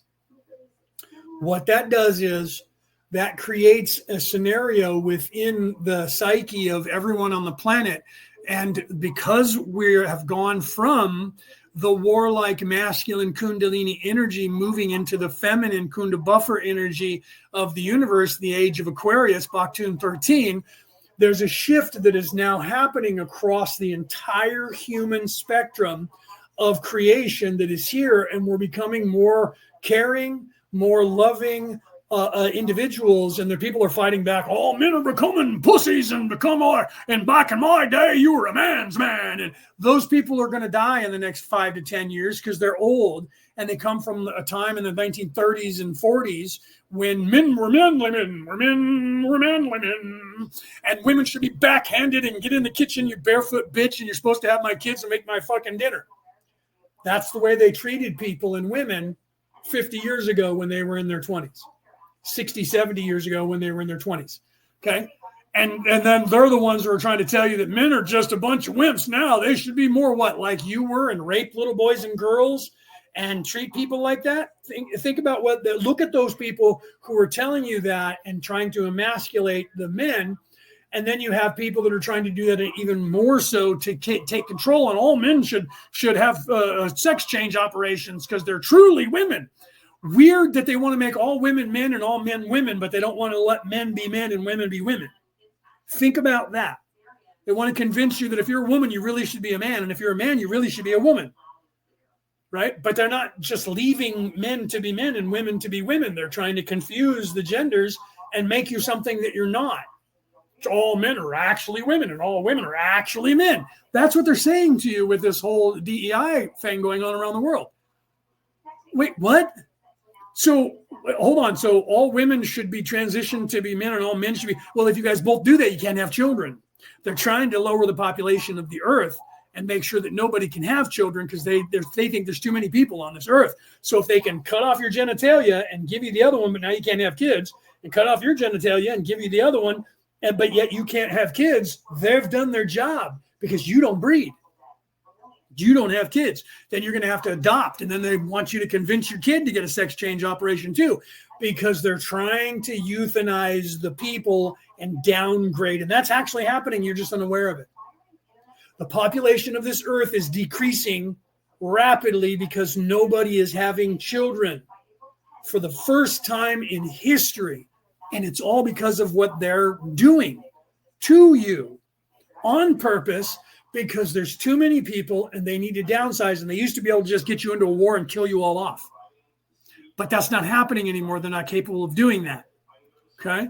So I know I'm going on about politics, but politics is the religion of evil. It is the modus operandi of the Orion Crusaders that Ra is warning us about.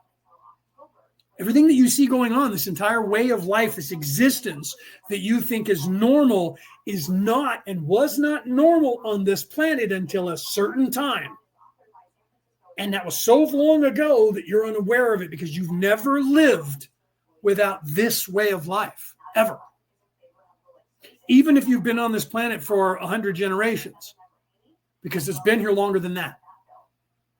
But it used to not be. 75,000 years ago, it wasn't like this at all. Okay?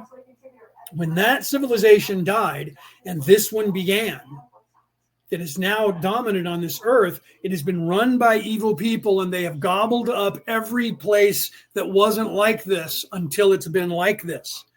And that has only been in the last 500 years. Prior to that, there was pockets around the earth that were not like this. And there's always been ebb and flow where people have been resisting this all over the world. And they still are. You're just unaware of that. And you think the evil people are in control of everything when they're not. They just want you to believe they are because they're in control of the outlets. And that is what you pay attention to and think is the truth of what's being told. It must be because they're honest. And why would they lie to me and tell me lies? Then as you start paying attention and you start realizing that, because that's what's happening, it's making everybody afraid and they're getting depressed and they don't know what to do. And so because of that, they're turning and looking for people to lead them, and nobody's leading them. Because as you noted, when you go into these chat groups, you're going to find that the people that are in there that you think are going to be the ones that are awake are just egoic and already infiltrated. I remember going to a chat group and one of the women that was there was, well, the rules of the chat group that they wanted me to join was that nobody could advertise anything. Can't advertise. We don't want any of your videos. We don't want any of that stuff. And I get there and I'm looking over the group and there's a 1% people who are running the group advertising all of their stuff. And no one else gets to advertise anything. So I questioned that and said, wait, if you guys are supposed to be awake in this group that's supposed to be this very awake group, and your rules are nobody gets to advertise, how come you're advertising your book and so's this other person and this person's advertising their podcast?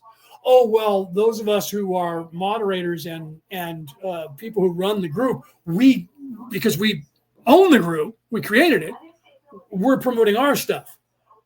Oh, so you created a group where you won't allow anyone else to bombard anybody with commercials so that you could bombard them with commercials to sell your products. No, that's not what we're doing. That is exactly what you're doing. And I've had that happen to me in almost every group. I go to the group and they're like, we don't want anybody advertising anything. And I go there and everything that's being posted are advertisements. But the only people who get to post are the moderators and administrators. So they're promoting all of their stuff and no one else gets to promote anything because they decide what gets posted and it's all their stuff. And if you don't like it, they kick you out. And people put up with that because they want to belong to something.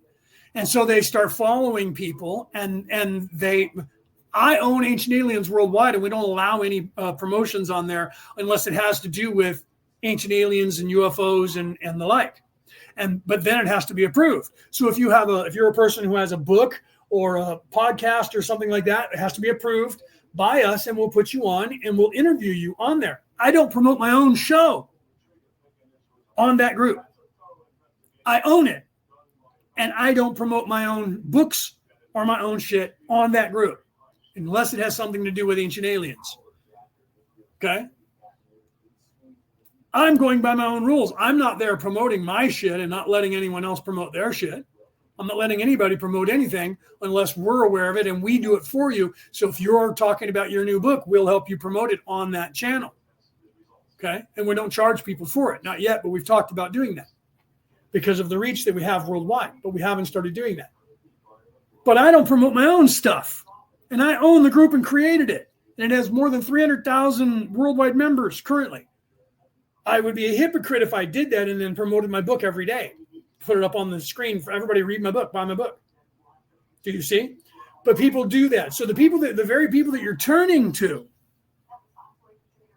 follow are egoic and not as awake. And you're subconsciously or superconsciously, you're aware of that, and it creates even more angst. So when you go into these groups where people are allowed to talk, they're like, oh my God, it's scary. I don't know what's going on. And I'm down and I'm depressed and everything feels weird. And it doesn't feel, because what's happening is the entire planet is going into a phase of feeling that, because for the first time in history in the last 75,000 years, everyone is starting to realize that all of this is fake and a lie. Do you see? I know that probably I went on far too long and you guys probably had questions and I didn't have my glasses on. So I'll look that over as we let Raw play.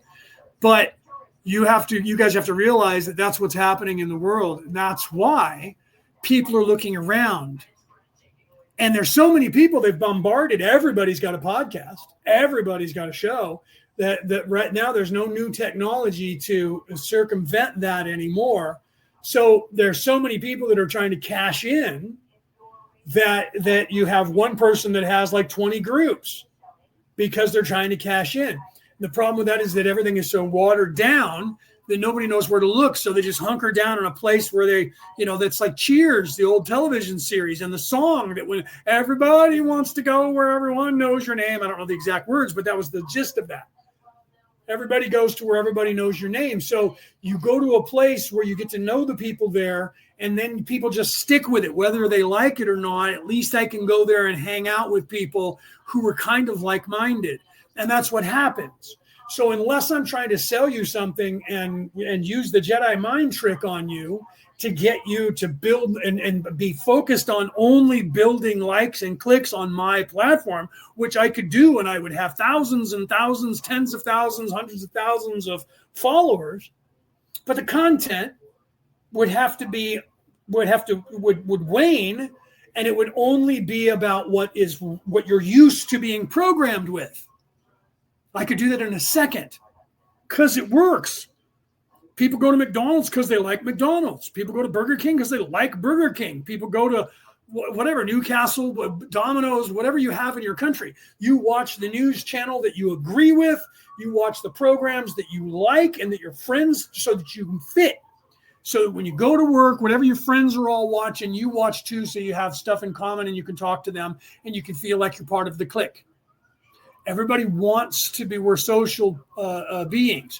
So everybody wants to, that's why sports teams work. So when you have whatever your country is, the local area of your country, whatever that big sport is, and everybody's behind it, you either defy it and don't want anything to do with sports at all, or you get involved and you wear the hats and the jerseys and you watch it on TV so you can talk to your buddies. See that game last night? Oh, it was a great game. Did you see that shot? That guy took a shot from almost half court and he kicked it all the way over, and then the goalie missed it and it went in. Oh my God, I just cheered. And everyone goes, oh no, dude, that was so cool. And if you're a woman and you may or may not like the sports, I don't know, but you know what I mean?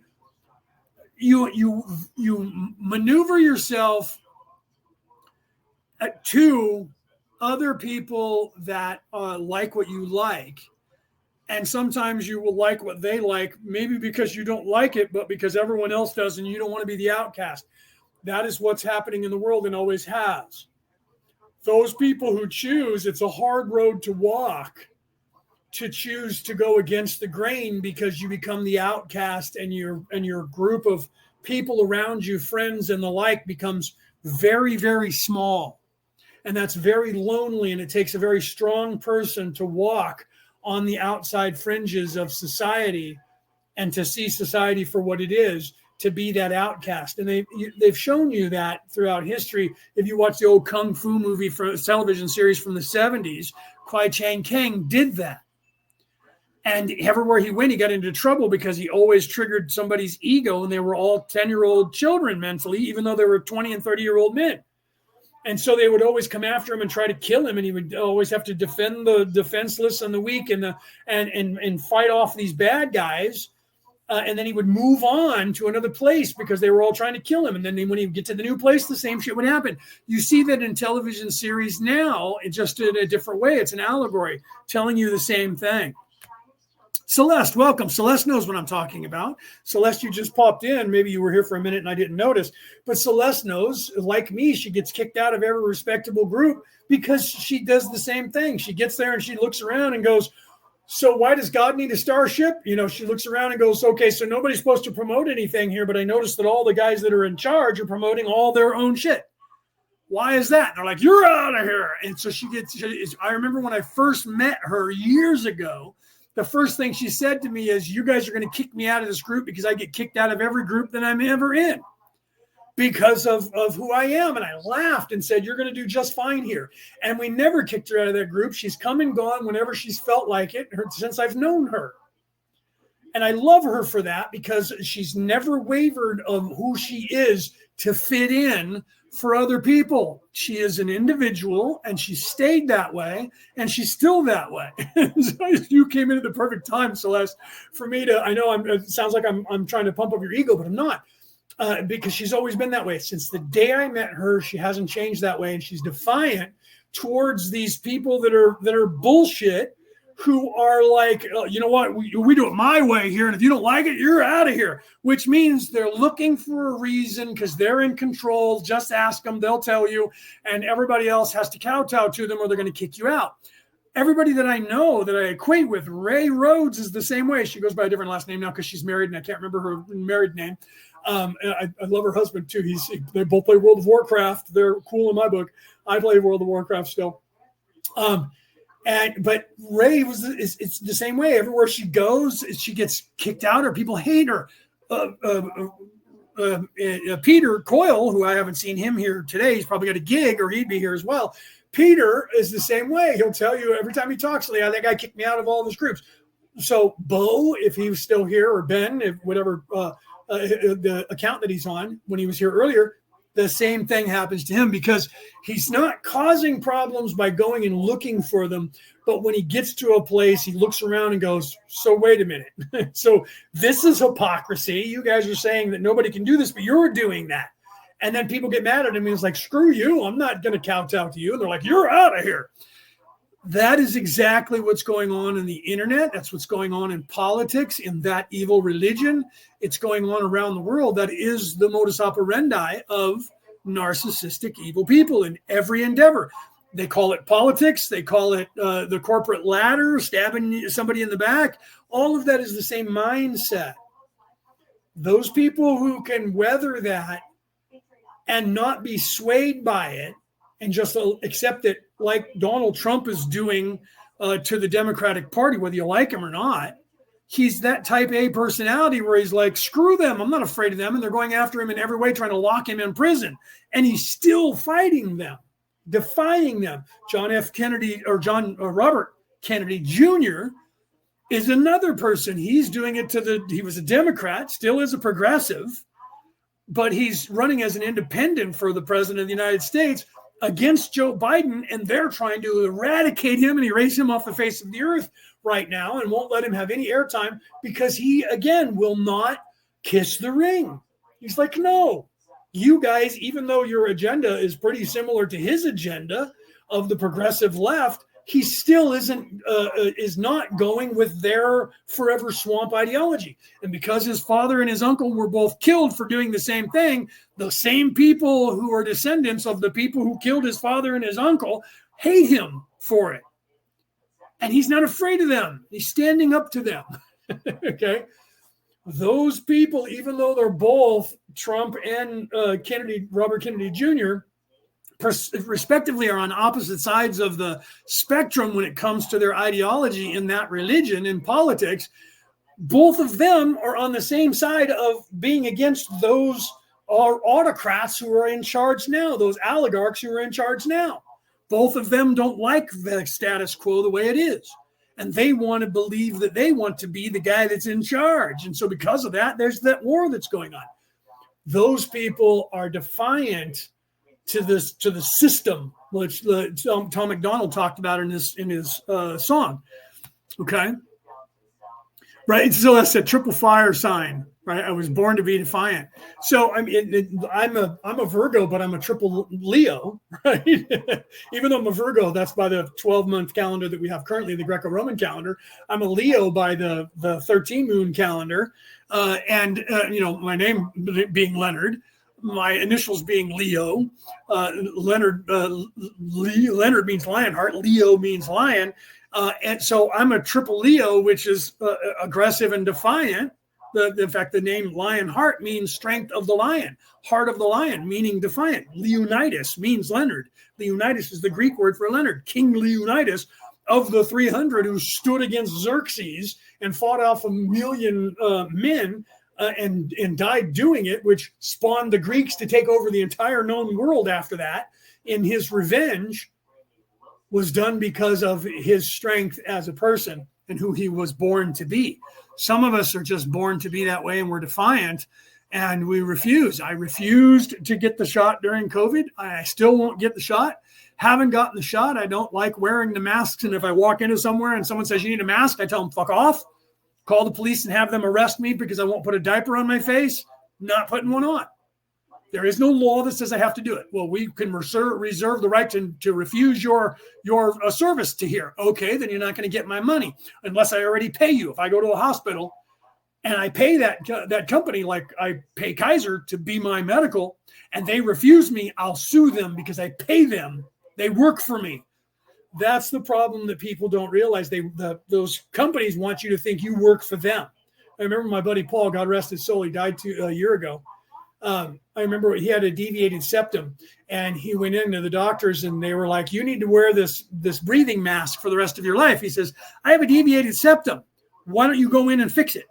And they're like, oh no, we don't do that procedure, sir, but you can pay for this machine to be on it for the rest of your life. He says, I'm sorry, I don't work for you. You work for me. You're my insurance company that I fucking pay. You will, as the doctor, you will do what I tell my insurance company to do. Well, your insurance company won't cover it. He called the insurance company and said, unless you want to be sued, fired then sued, you will approve them to go in and fix surgically my deviated septum and not tell me that I am going to do what you tell me to do and put on a mask for the rest of my life. And they were like, well, sir, it's just our policy says, okay, I'll tell you what, I'm hanging up. You're going to get a call from my lawyer and I'm going to start a lawsuit. He hung up, he called his lawyer, the lawyer called them, and guess what? He went in and had surgery done, and he still sued them, okay? He went in and had surgery done, and he still sued them because it took his lawyer to do it. Therefore, they filed a lawsuit, which that company paid. Then he fired them and went to another company for his medical insurance, okay? So he was like, you work for me. I don't work for you. Most people, again, 84% of the population, kowtow and don't take that standpoint. The rest of the people do. That's 16% of the population. They know about that in their studies, but they believed that 16% will kowtow if everyone else does. And they found out the hard way that didn't happen during COVID. That those people still refused and then said, we'll fight you and we're going to fight you on this, and continued with the death by 1,000 slashes, which the Arabs always talked about in history. Okay.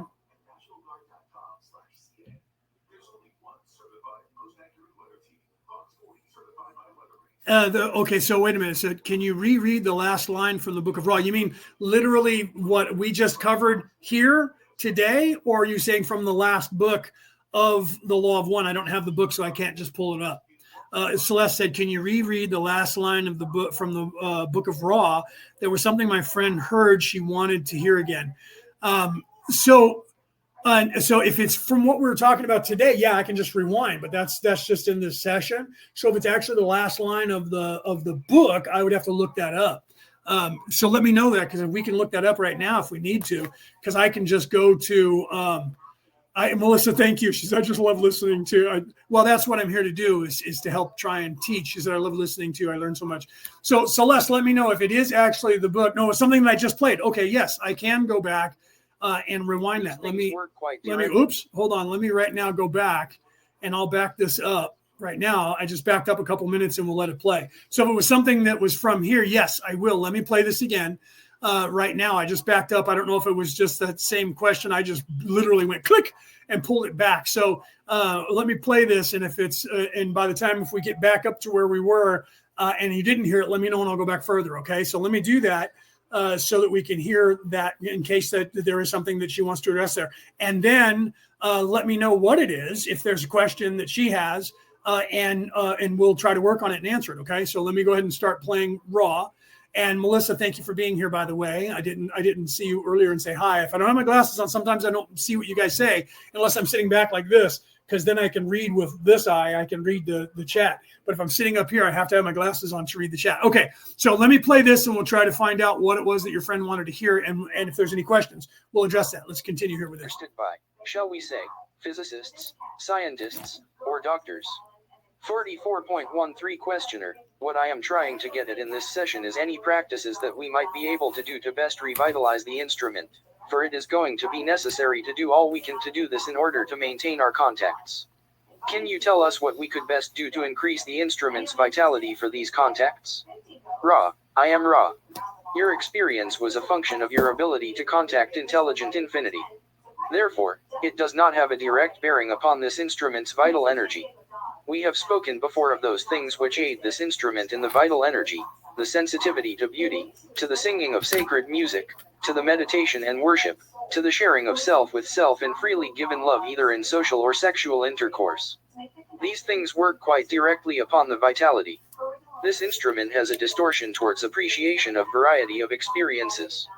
This, in a less direct way, aids vitality. 44.14 Questioner.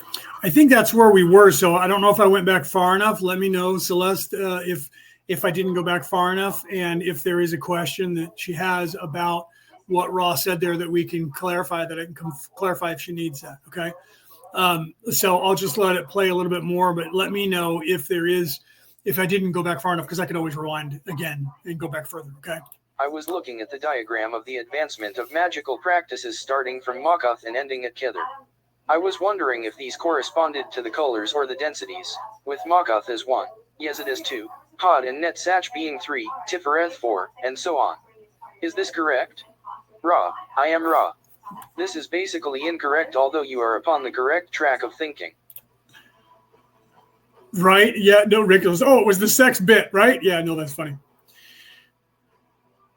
She said that was perfect. We're discussing how to not be so drained from doing energy work, especially when you're doing channeling. So literally, you would know this as well, Celeste. I mean, you being a priestess and having a coven, you've been teaching this probably as long as I have, or close to it. You're only a few years younger than me. So you're okay. You're more than just a few years younger than me. But yeah, the right foods, the right meditation, the right rest, the right exercise, including the right music, harmonics in your life, the right energy foods that you eat. If you eat processed foods, fast foods, junk food, you're going to get junk energy that stifles what's happening in your abilities. If you shave your head and you don't have any long hair, I grow my beard because I don't have a lot of hair on top of my head, because you're supposed to have about 8 inches of hair either on your head or and if you're a man, you can grow a beard because the hair is like an antenna. So being this part of your body in your head and face. So if you're a woman having longer hair, this is why in societies around the world, they're trying to get you to cut your hair. They're trying to get you to shave your beards and women to cut their hair because that stifles your antennas to the universe. That's why in the Bible, in fact, in most Western Judeo-Christian Bibles, one of the things that are the laws is don't cut the hair at the side of your head. That's why Hasidic Jews don't, and that's why Arabs don't in Hindu practice. They don't cut their hair because it says so in the Bible. And why is that? You can look those things up, not just the Judeo-Christian Bible, but in all of that entire pantheon. And if you look throughout all of time, prior to the 1940s, till now, in that 80-year time period, almost 100-year time period now, 80-year time period, around the world. Before that, people would have long beards, long hair. And today, if you look in history, the wise wizard has long hair. The wise priestess or witch has long hair. Okay, so if the men can grow long hair, they have long hair, and if not, they grow the beard, or both, and the women grow the long hair. Traditionally, throughout all of time, including in Egypt, when you had even the women, pharaohs, wearing the beard of wisdom, they would put on a fake beard to show the beard of wisdom and that they would grow hair. So people, some like Cleopatra, I think it was, not Cleopatra because she had long hair, but I can't think of her name, Nefertiti, and she had a bald head. She would wear that fake beard, even though she had a bald head. Nefertiti and Nefertiti both had no hair, but they wore a fake beard. All the men throughout time, then all of a sudden, the studies in psychology now say only clean-shaven people are trusted because people don't trust someone with a mustache or a beard because they think they're lying. That is a lie. That is a lie throughout time. Wisdom was long hair. Wisdom was long hair, not just gray hair, but long hair. Traditionally, throughout all of time, in every culture until 1940, around the world. And that is when the change happened, that everybody has to be clean-shaven, bald-headed, short-haired. Otherwise, they're not trustworthy. That's a concerted lie done on purpose. And the first thing that happens when you join the military in any country in the modern era is they shave your head bald because they're taking away your personality, and they tell you they're doing that. They're beating you down as an individual and building you up as a unit, as a eunuch, as a unit. And people think that word means a bunch of people, and it means one individual who is completely under the control of the powers that should not be. When they say, go kill, go die for us, you just do it because all of your individuality is gone, and all of your ability from your antennas and your third eye is closed. And therefore, you're just a automaton. You're like a robot. Okay. So the right proper foods, the proper energy foods, the right nutrients, the right sleep, the right exercise, the right music, all of that. And this is why we teach that as you start to wake up, all of your things change. All of your likes change. All the food you eat will change. When you start exercising, you start wanting to eat better because you realize you get better energy from better food, and that helps you to then continue to work out better and exercise. So it becomes a cycle that happens automatically. The same thing when you stop eating crap food, and you'll as you start to wake up, you'll not want to watch horror movies. Everything will change about your psyche. And the music you listen to, the books you read, the things you watch on television, how you talk to people, how you see yourself, all of that changes.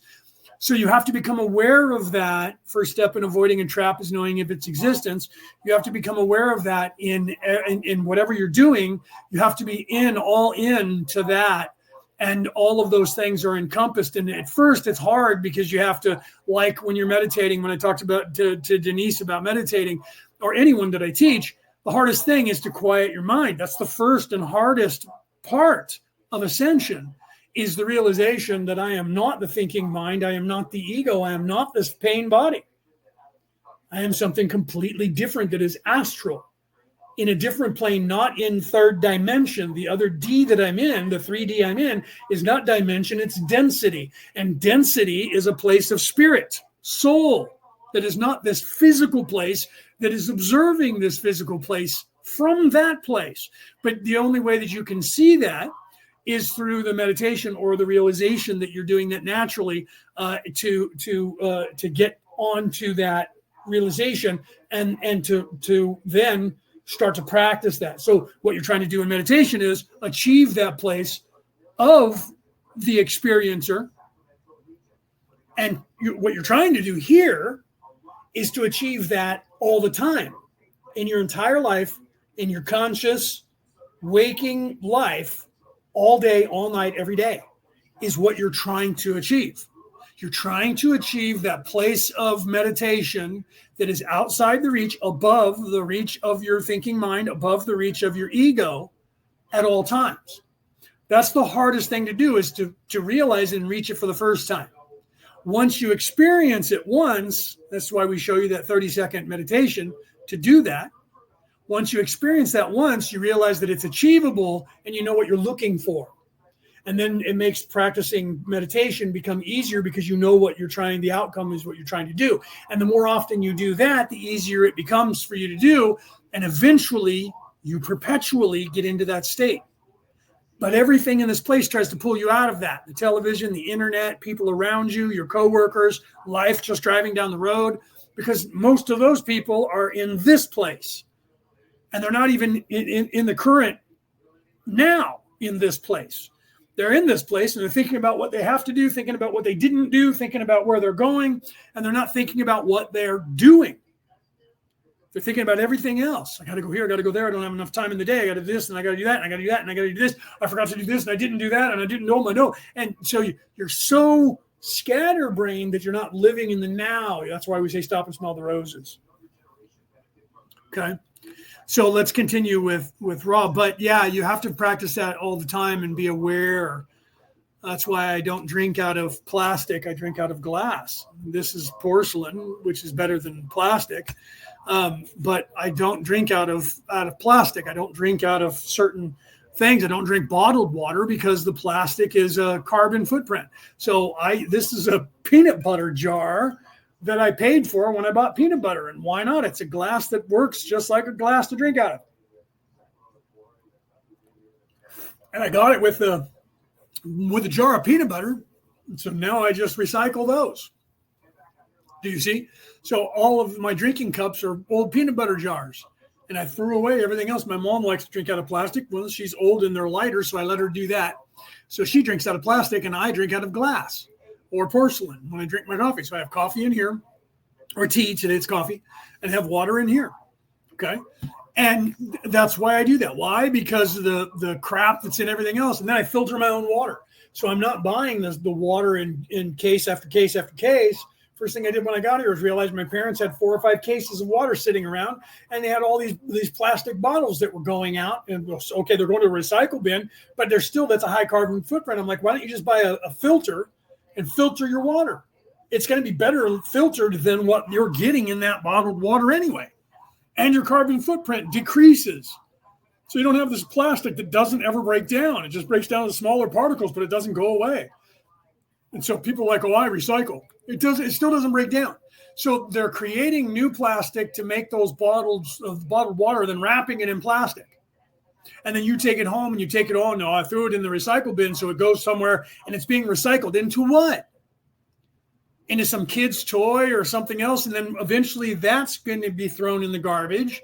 And that piece of plastic will break down into smaller pieces of plastic and then just continue to break down into smaller pieces of plastic and then leach into the water that you're drinking and the food you're eating. So you're going to be consuming that plastic because it doesn't stop. It doesn't break down. Like if you take a glass turns into sand. Glass turns back into sand in the ocean. And we already have that. We scoop it up to make glass out of it, and it returns to that state when it breaks down.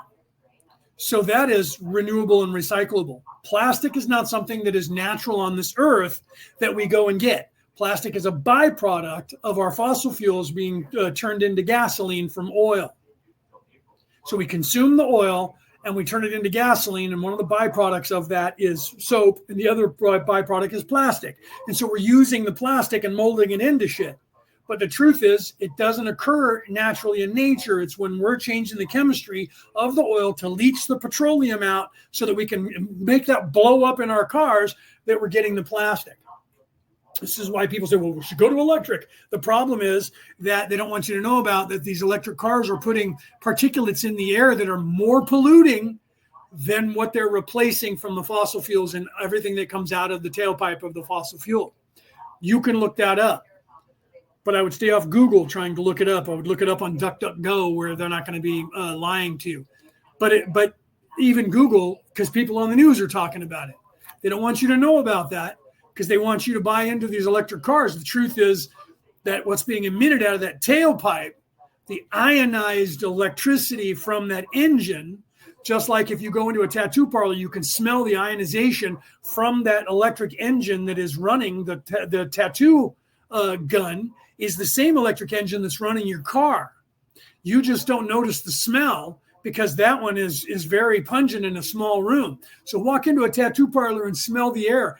That is actually toxic particulates that are in the air from the electricity in that engine that is running the little tattoo needle. You should look that up. Those particulates come off of an electric car, and they're like 300 times more polluting to the air than the fossil fuel exhaust leak that's coming off of your gasoline car currently. They don't want you to know about that. You should look that up. You should look that up. Don't believe that what I'm telling you is true. Just like somebody said either that, because I always say that. Don't believe it. Assume I'm lying to you and look that up, and you're going to find that out to be true. Also, the amount of materials it takes to make the batteries to run one of these electric cars that they currently have, you can make 90 or 86 hybrid cars. And why is it that the hybrid cars, for the last 25, 30 years of the hybrid cars, you didn't have to plug in the hybrid car to charge the battery? When your car was running on the gasoline, the generator that generates the power to charge your batteries to start your car, charged the batteries for the electric part of your motor, so that when you drove on the electric side and not the gasoline, it was charged the second you started driving the gasoline side. Now they've disconnected that and put a port in there to where when you're driving the electric side of these cars that are hybrids, you have to now plug the hybrid in to get the battery charged. And then you can drive it on the gasoline side, which you have to put in gas to drive, because they've disconnected the charging from the voltage regulator in the car when it generates power as it's driving as a gasoline car. They've disconnected that charging the batteries because they're trying to get you used to the idea of plugging in your car, because they're trying to transition you to charging your car only by plugging it in. So now all the new cars that are out there, you now have to plug in to get electricity into the electric side and put gas in. And what they're hoping is that you get tired of doing one of them, and you'll just, when they say you're going to have electric cars, you're used to plugging them in and you have to use them. So now you have to use the charging stations. So all the money that the governments are paying companies to start into charging stations, now people have to go to the charging stations or plug it into their house. Either way, they have to buy electricity from the grid to charge your car, which you didn't have to do until 2024, ever on the face of this earth. Because all vehicles before that were electric hybrids charged by the car running when it was in gas mode, because that was creating and generating power to be able to charge your batteries. Still does that. They just don't have the connection there anymore for it to charge those batteries. Took it out. Put a port on the side for you to plug in. And you're unaware of it. And some of you probably are hearing it for the very first time right now when I'm talking to you. Okay, but you can look that up. That's what they're doing. All of that's part of the agenda to force you into getting used to the idea of plugging in your car, because they're transitioning you to what they want. And you should look up who it is that owns all these electric companies. It's the same people who own the petroleum companies that are giving you the gasoline now. So it's not like they're ending this or getting rid of the rich and we're firing them because they own the oil companies and we're making them go out of business. Those people under a different company name, owned by the same people, are the ones that are going to be selling you the batteries, the cars, and the electricity that you're going to be plugging in. So those same rich people who were oil barons are now going to be electric barons. And some of them already were. The Vanderbilts own the Pacific Gas and Electric Company out here on the west coast of the United States, and they have for the last 50 years. Those are the same people that are married into the family that own the oil industries. Okay, so they're just transitioning you from one thing they already own to another industry that they already own. Otherwise, if that were the case and it was just some people in politics going up against these oil companies, those oil companies who are the richest families on the face of the earth would be getting those people replaced out of politics and paying them off, and they're not. Why? Why are they not? Because they're making the same money. As soon as you transition, you're going to be paying their company that they own through a proxy company or a company that is the overseeing company that is owned that you don't know about, because I know how to do this. I wrote about this in my book. You literally own a company, and that's an umbrella corporation. Okay, and you make it an LLC, and then that company owns other companies that you start, and that company will own, one of those companies owns the company that will be the electric company. So they get paid, and then money goes back to the other company, and that money gets funneled back to the big company that's the umbrella company, and that money goes to the people who own that, and they own all the other companies, and they take a piece of every pie, and they get rich. And you think, like Budweiser, when Bud Light came out and everybody in America went crazy and stopped buying Bud Light, everyone's like, we'll show them, we're going to start buying Stella Artois. Stella Artois is owned by the same company who owns Anheuser-Busch. Okay. Well, I'm not going to buy that. We're going to buy Stroh's, owned by the same company, because there's no Anheuser and no Busch that owns the Anheuser-Busch Corporation anymore. Okay. They sold to a company that was in Brazil who sold all of their corporations to a company in Sweden. I think it's Sweden. You could look that up. I did when everybody stopped buying from Bud Light and said, we're going to start buying the Stella Artois at the time. No, it's a French beer, not owned by the French anymore, bought up by the Brazilians, and the Brazilians sold it to the Swedes. And the Swedes bought everything else from that company that they bought. Okay, that's like these glasses. There is not a pair of sunglasses or glasses manufactured anywhere on this planet that is not owned by one Italian man. Look them all up. Don't care the corporation name. He owns all of them. They did an interview with him, and people were like, you own every glass company on the earth. And he's like, yes. And when one starts up and they start getting big, I buy it from that person. You could do the same thing. And they're like, so every glass and every single nation on the face of the earth, every company that makes goggles, sunglasses, and prescription glasses is owned by one person on the earth. Owns them all. Look it up. Okay, that's like BlackRock Corporation here in the United States. BlackRock Corporation here in the United States owns at least 24% of almost every company in the United States. Every one. And some of them, they own a controlling interest in these big, huge corporations. Meta. Mark Zuckerberg, well, he owns all of that. No, he doesn't. He only owns a percentage of it. You don't know that because you don't look it up. 1% of the population of this earth owns 90% of all wealth. And the other 10% is small little mom and pop businesses around the world that aren't big enough to be worried about by them yet. Truth, look it up. Truth, look it up. All right, let's continue. Each of these stations has a complex number and shading of energy centers as well as some part in various balances. The lower. Denise just looked him up, right? Denise just looked him up. Is that his name? She said his name is, and I don't know how to say it, but it's Luxottica. That's the guy who owns I think that's who she's referring to. That's the guy who owns every single corporation, company worldwide that makes glasses, that makes sunglasses. Doesn't matter the company. Ray-Ban. I love Ray-Bans. I love lowriders. All of those. He owns them all. And he owns the companies who sell them. Right? So if you go to a company like out here in the United States, there was Sunglasses USA or something like that. There was a bunch of companies. He owns them too. Not a joke. Look it up. Yeah, Denise said, yeah, she looked it up. So that's the truth. He's Italian. I saw an interview with him, and he was just full on. They were like, you literally own everything. And he's like, yep, I do. And when somebody starts up, when they get to a certain size to where they become a competitor for any one of my companies anywhere in the world, I make them an offer they can't refuse. Buy them out. And I either close the company or integrate the company and run it. And just keep everybody on board to run the company so that everyone in the world thinks there's 100,000, 1 million different companies out there. The truth is he owns them all. He's like a trillionaire. Let's continue. And the total balance. Thus there are complex colors or rays and complex charges. That's what it was. Sunglasses Hut. Thank you. Yeah, she's like naming them off now. She's Ray-Bans, Sunglasses Hut, Lens Crafters. He owns all of those. Yeah. And those are just the American companies, the big American companies. Right? Rick said, I love my, in all in capital letters, I love my Saturday mornings with you guys. I know, right? Okay, let's continue here. If you will, in each station. 44.15 Questioner. Well, does the left-hand path of this represent the service to self path more and the right-hand path the service to others? Ra. I am Ra. This will be the last full query of this working.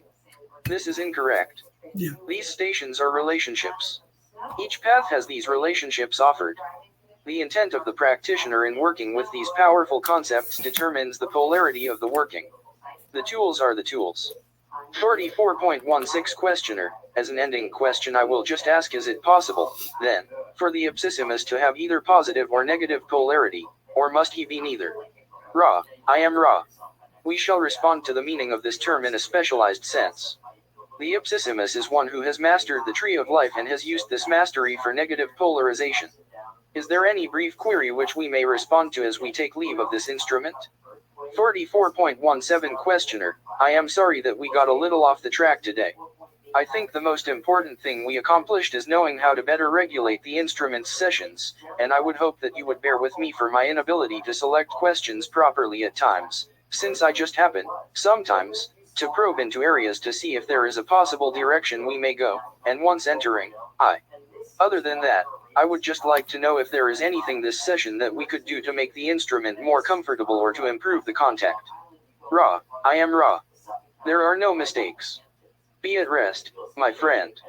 Each of you is most conscientious. All is well. I leave you in the love and the light of the one infinite Creator. Go forth, therefore, rejoicing in the power and in the peace of the one infinite Creator. I am Ra. Adonai. I almost hit start again like I did last week. I always think I have to stop it because I think it's going to play on its own, but it doesn't. Okay, so energy. Let's recap. Right, energy in channeling or doing energy work. And here's something that we didn't talk about, Celeste. You might want to tell your friend if you're still here. This is what I've been teaching forever, going back to my early 20s. Even before that, but I wasn't teaching on a mass when I was a teenager because I was still kind of hiding what I know about the universe. And so I was doing more studying because I still didn't want to believe 100% of what I knew. So I was still investigating that. Okay, good.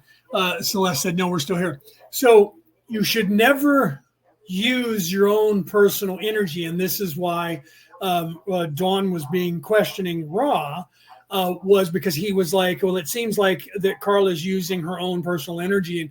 And Ra constantly tries to explain that Carla is actually pulling in this energy and has an energy reserve.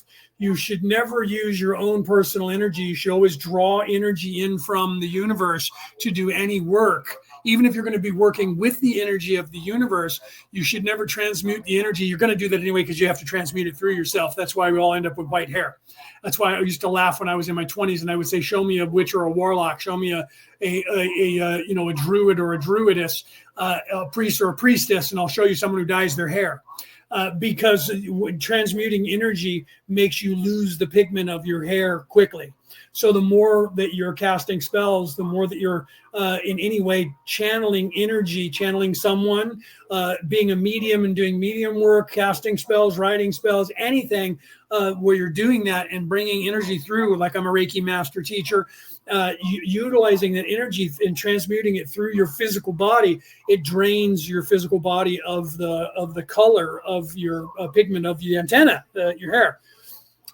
So it's rare to see someone who transmutes a lot of energy keep their color unless they're dyeing their hair. I can't dye my hair because I'm allergic to the dyes because my skin's a lot like an albino. When it comes to that, I've because of being a wanderer, I have issues. So you should always, when preparing to do work, you should always pull energy from the universe and charge your body with energy. What I used to do is, and I would teach people how to do this, where if you're trying to set up, say, a boundary or cast a circle, and you're concerned because people will try to get it into your mind that when you cast a circle, it's temporary and it'll go away on its own.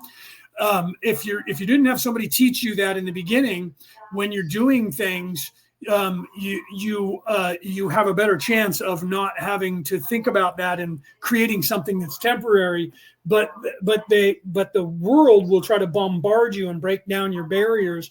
So what I used to teach people is how to set up a battery bank of energy in the thin air, and that you would imagine it being in a place and creating like a battery in nothingness, and then pulling energy from the universe and filling that void with coherent energy that's job is to continue feeding whatever, say if you're casting a circle to do work, or casting a defensive bubble around yourself, your house, or whatever, or cleansing a house that continues to feed that energy. And you can set up that energy to be constantly tapping energy from the universe so that you don't have to fill that as well. So that's just like casting a spell instantaneously. Once, some people will tell you, if you go back and you read, say, the Necronomicon, you'll see that there's some spells in, depending on the book that you get when you buy the copy of it, because there's several different copies of it out there, to where they're casting a spell and they're teaching you these spells they're casting that take months. Some take a month, some take 3 months, some take 6 months to cast. That's the way they used to do it back 4,000 or 5,000 years ago. You don't have to do that anymore. And we used to teach, and I still do this, I teach you to write out the entire spell and cast that entire spell with a single word or a phrase that is less than the whole entire spell. And you memorize and you link the spell in its entirety to that phrase. That every time you say protect, that means that entire spell that you created for that protect spell is cast when you think the words protect. Because the concept of what you're doing in your mind is always the same. So you don't have to sit there and go, hi diddly diddly, the casting in the thirdly, unless you feel that it's necessary for you to do that and speak those words every single time, and do it on the full moon or the new moon or the half moon, or whenever you think that you have to do it, because that's the way it was done traditionally for more power and strength throughout time. Are those things still valid? And do you have more energy at those times? Yes. And Celeste, as a priestess, will tell you that that is true. However, you also have to be able to cast spells instantly and work with energy from the universe instantaneously. And I used to teach a class, myself and my Wiccan priestess, who was my Reiki master teacher when I was in my 20s. We used to meet once a month. And then we started doing it once a week, where we were teaching people how to, in your everyday life, cast spells in a very fast manner, to where you didn't have to go through all these rituals to get things done, and that you can do in the modern era to protect yourself. Like, for instance, you're worried about your vehicle and your vehicle getting broken into. And I would tell people, why don't you cast a spell on your car?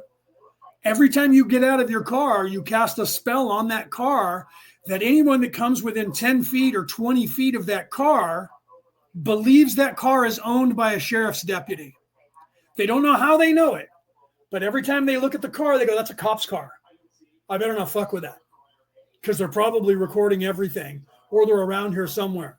And it creates that fear in them to do anything to it. And when I said that out loud in this group, even the owner of the store turned around and went, is that a thing? And my priestess, who was my Reiki master teacher, she goes, no, yeah, he does this in real life. And I've had people come in and go, where's the cop that owns that car out there? And she's like, which one? That one. I walk by it and I'm like, that's owned by a cop. And she's like, no, it's him. He's not a cop. And so independent of me saying that, people would say that and get that impression, because I put that purposely on the vehicle, and that helps protect the vehicle. That's putting a protect spell around the vehicle so that nobody will screw with it. Someone who's really evil is going to go, I'm going to fuck with this cop car. I think it's a cop car. I just know it is, and I'm going to fuck with it. So you're going to have, if that one person runs into it, it's possible that somebody could do something. Somebody decided to unscrew and steal the antenna off of my vehicle. Was that somebody who was evil and got that same ideology and decided to screw with the cop by stealing his antenna? Don't know. Could have been some drunk guy or some kid, whatever, right? Don't know. But that's the worst that's happened. So in everything that you do, you have to learn to utilize energy that's there in the universe to be used freely. Infinite energy from infinite wisdom, from infinite love through the infinity itself, from source, is there for us to tap into. Our immortal, indestructible ability as humans is the power of creation.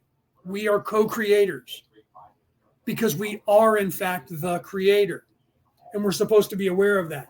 That means you have at your disposal. So instead of using your personal energy and depleting your own energy source that you only get through food and water and energy that you create by doing that, always use energy from somewhere else, but always give back. And that's why if you're a Reiki practitioner, you're always taught, draw in the energy of the universe and use it, and then wash your hands and expend it back, return what you don't use, so that you're not also keeping that energy and having too much energy for yourself. Okay. So proper food, proper exercise, proper rest, proper meditation, proper energy management is going to change the course of how things affect you and how they don't affect you in a negative way. So this is what Ra was really trying to get across to Dawn about Carla in all of this entire episode today. Right? Yes, Celeste said, and that's what we always teach that too, right? In the beginning, Celeste said, I agree. I always suggest using tools when you start. Yeah, absolutely. Absolutely. We'll get into that too. When you don't have them, you can still use them in your mind's eye. And why do we teach them to use tools? Because before we can before we can get you to transition to high magic, that's magic with a K, we have to get you used to the idea. And for you to get used to the idea, we give you the tools. First, you have the tools in your hands to do things, right? You have the tools, say it's the knife for cutting and for drawing and scrying, whatever, the incense, all of that.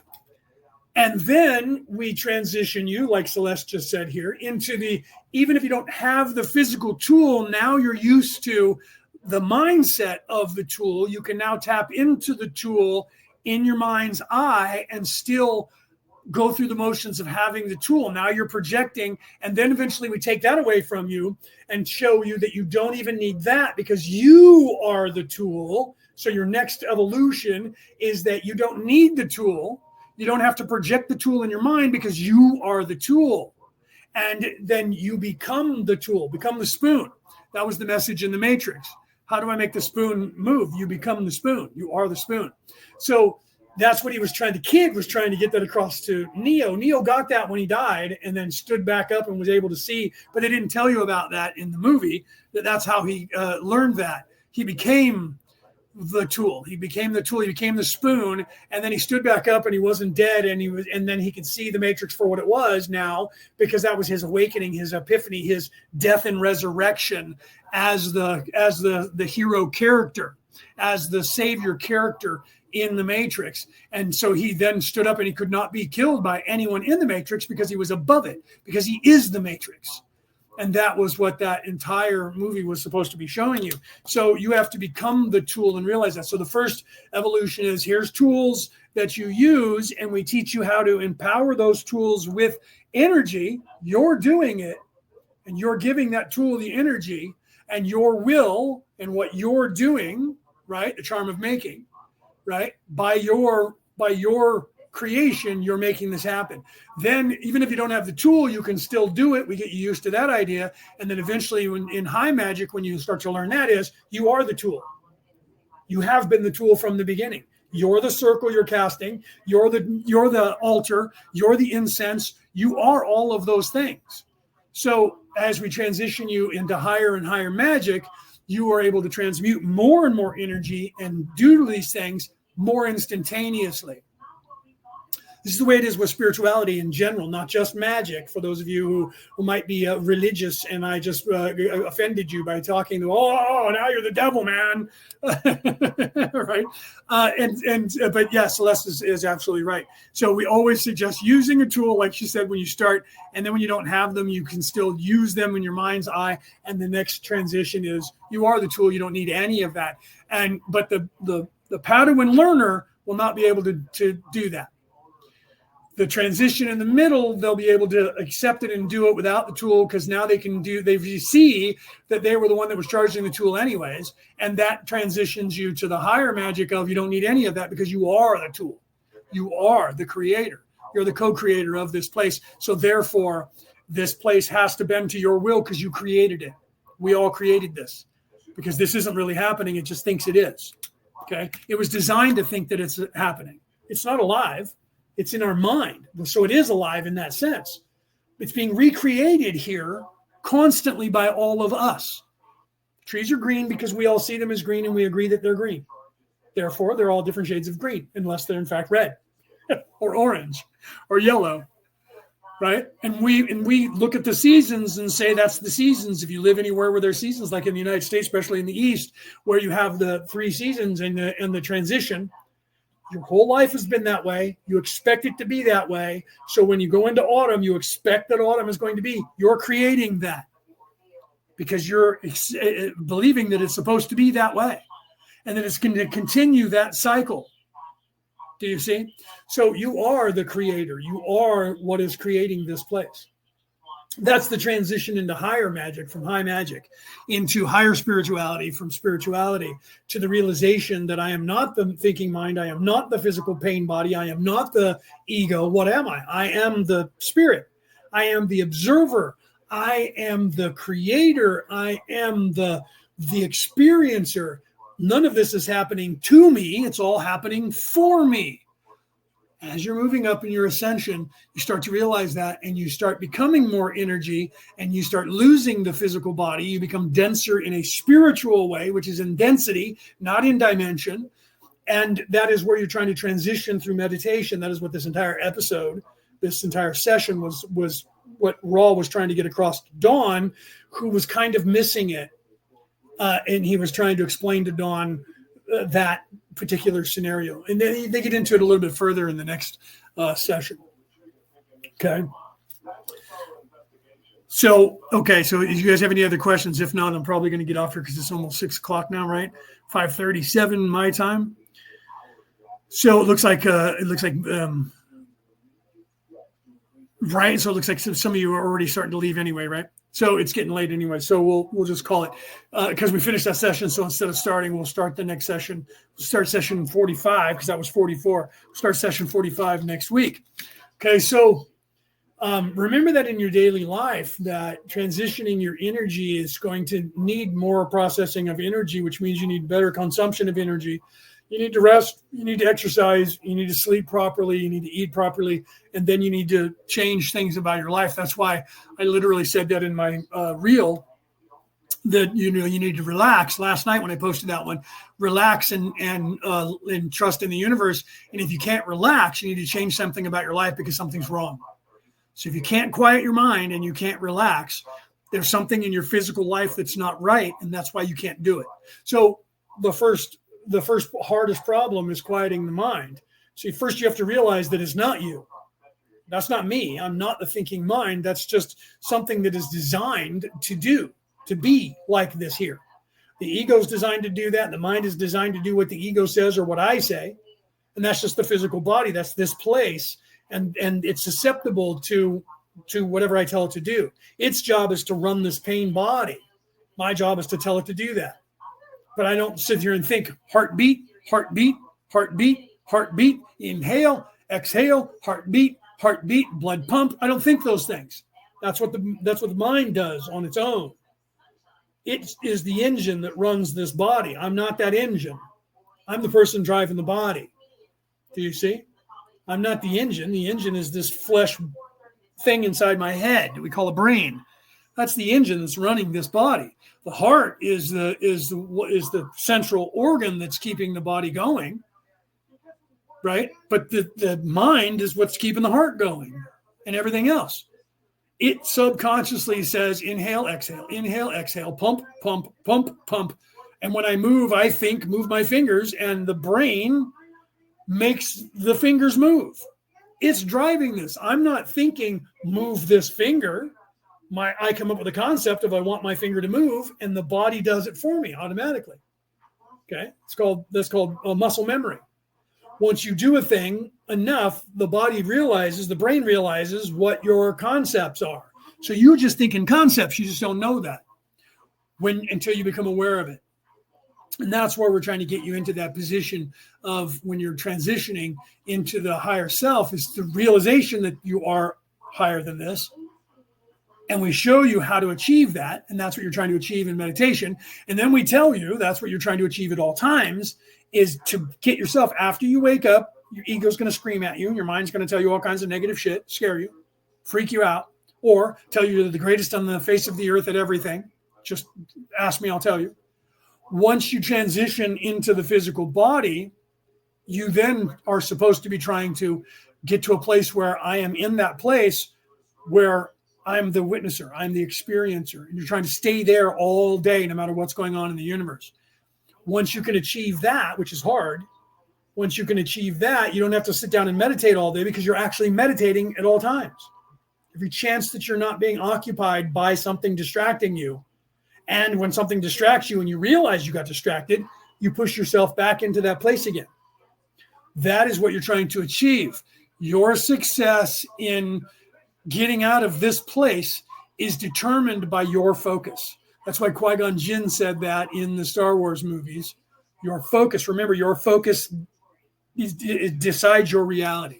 Your focus creates your reality. So the more you focus on either this place, then you're stuck in the matrix, or you focus on something other than this place. And what is that? This is what, referring to what Rick was talking about earlier, what's happening now around the world is people are starting to realize this place isn't working right. There's something wrong with it.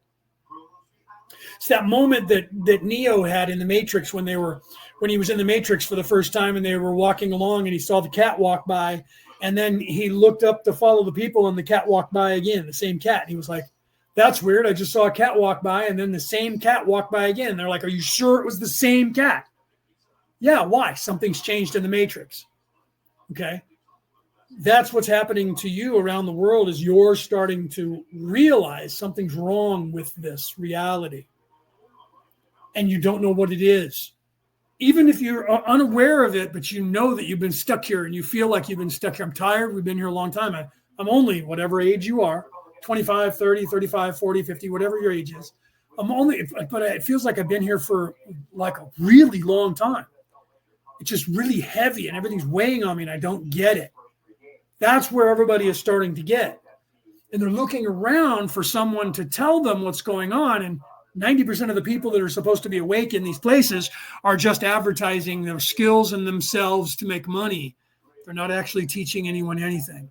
They are becoming what the religions that are failing, all of them, on this earth. The Christian religion, and I'm a Christian minister in 2 different churches. And they're teaching you, wait here, God's coming back in a bus to get you. Be good. Then all of a sudden they're telling you the Jesus story as if he's Santa Claus. You better watch out. You better not pout. You better not cry. I'm telling you why. Jesus is coming to town. He knows when you're sleeping. He knows when you're awake. He knows when you've been good or bad. So be good for goodness sake. Because when he comes back in the bus, he's only going to pick up those people. God's going to come as a thief in the night. He's only going to get the good ones. And everybody else is going to be left behind. That's the story of Santa Claus, which is the same story of the Christos, by the way, which is the Christ oil, which is the ascension, not Jesus's return. Jesus' return isn't going to happen. He never said he was coming back in a bus to get a bunch of people. The way to heaven is through me, not wait for me to come back and get you. Okay, so if you believe in Jesus and that Jesus is your Savior, believe the words Jesus said to you. He never said, wait here, I'll go get a bus and I'll come back for you. But I'm not going to tell you when. I'm going to come back at a certain point. That's what they're teaching you. Do good deeds here and do what I tell you to do, and you'll get rewarded after you die. That's them telling you to be their slave so that they can run you around and have you do shit for them. So they don't have to do any fucking work and they get paid all kinds of money. Give us money. We'll make sure you have a good seat. That's why Metallica back in the 80s wrote that song, Leper Messiah. Send me money, send me green, heaven you will meet. Make your contribution and you'll get a better seat. Bow to Leper Messiah. That was why they wrote that song. Because that's what the churches are telling you. Wait here. Just chill. Just wait. God's coming back. We don't know when, so be ready. He can come at any moment. They even have a website you can go to right now. Billy Graham's kid, or Billy Graham, whichever Graham is still alive. There's a site. Am I going to heaven or not? Go to this site and it'll tell you. It's a questionnaire. Are you being good? Have you been baptized? Are you ready for God? Are you living a good life? Then you get to go to heaven when he's returning. But to prove it, we need you to come to our church all the time and be loyal to our church so that you're in good standing, because when Jesus comes, he's going to check in with us. And we're going to give him the list that Santa Claus has. See, because we're keeping on the list for God. Do you see? So when they return, they're going to check with the church and see if you're in good standing with the church so you get to go. If you're not coming to church, they're going to know, because what? You're going to tell them? I thought God was all seeing all the blasphemy. Watch what you're saying. You're going to go to hell. Do you see how they'll work you? That is what they're teaching. They're not teaching you how to ascend. They're not teaching you how to go to heaven. They're teaching you how not to miss the bus. You're aware of that, whether you're aware of it or not. Okay? And so everybody out there in the world, if you're listening to my voice, don't believe me. Think I'm lying to you. But look into yourself and ask yourself these questions. Ask yourself why I feel that it's hopeless. Why? Because that's what they're telling me on television, that I'm a slave and it's hopeless and they're evil people run everything and there is no good in the world. Because I always ask, how many people do you think are evil? What do you think the dynamic is between good to evil ratio on the earth? Every time I ask that to anyone, they're like, 50-50 easily. I'm like, so you literally believe that half of the planet are evil? Oh, God, yeah. It's evil's everywhere. Because that's what they want you to believe. 14% of the population is evil, and only 1% of them own 99% of everything. Okay? So 1% is telling you that there's more evil than there are good, and you're hopeless, and the religions are all fake and they don't exist, and they're lying to you anyways, which is true because they're not fake, but they are lying to you the way they're telling you now. But if you look at the way the person like Jesus or Mohammed or Moses or any of those people 5,000 years ago and 2,000 years ago, what they were teaching you, the Buddha, Lao Tzu, what they were teaching then is not what they're teaching you now. Okay? That has been corrupted. I'm going to talk about that more in my next book. First, I'm trying to get this book out, which the editors have currently, and I'm waiting for them to give me that so I can disapprove and approve of whatever and go to the next level of that and get that book out this year. The next book that I'm going to be putting together is going to show the correlation of when those things changed in the world and how they've changed, which is really going to piss off the current churches. Okay? The first book that I'm writing, The Reality About Reality, which is I'm waiting for them to edit so I can publish it. The Reality About Reality, returning to the old ways, that's going to piss off. I'm going to get backlash from all sides. You're going to tell you I'm crazy, I'm making shit up, I'm lying, all of that.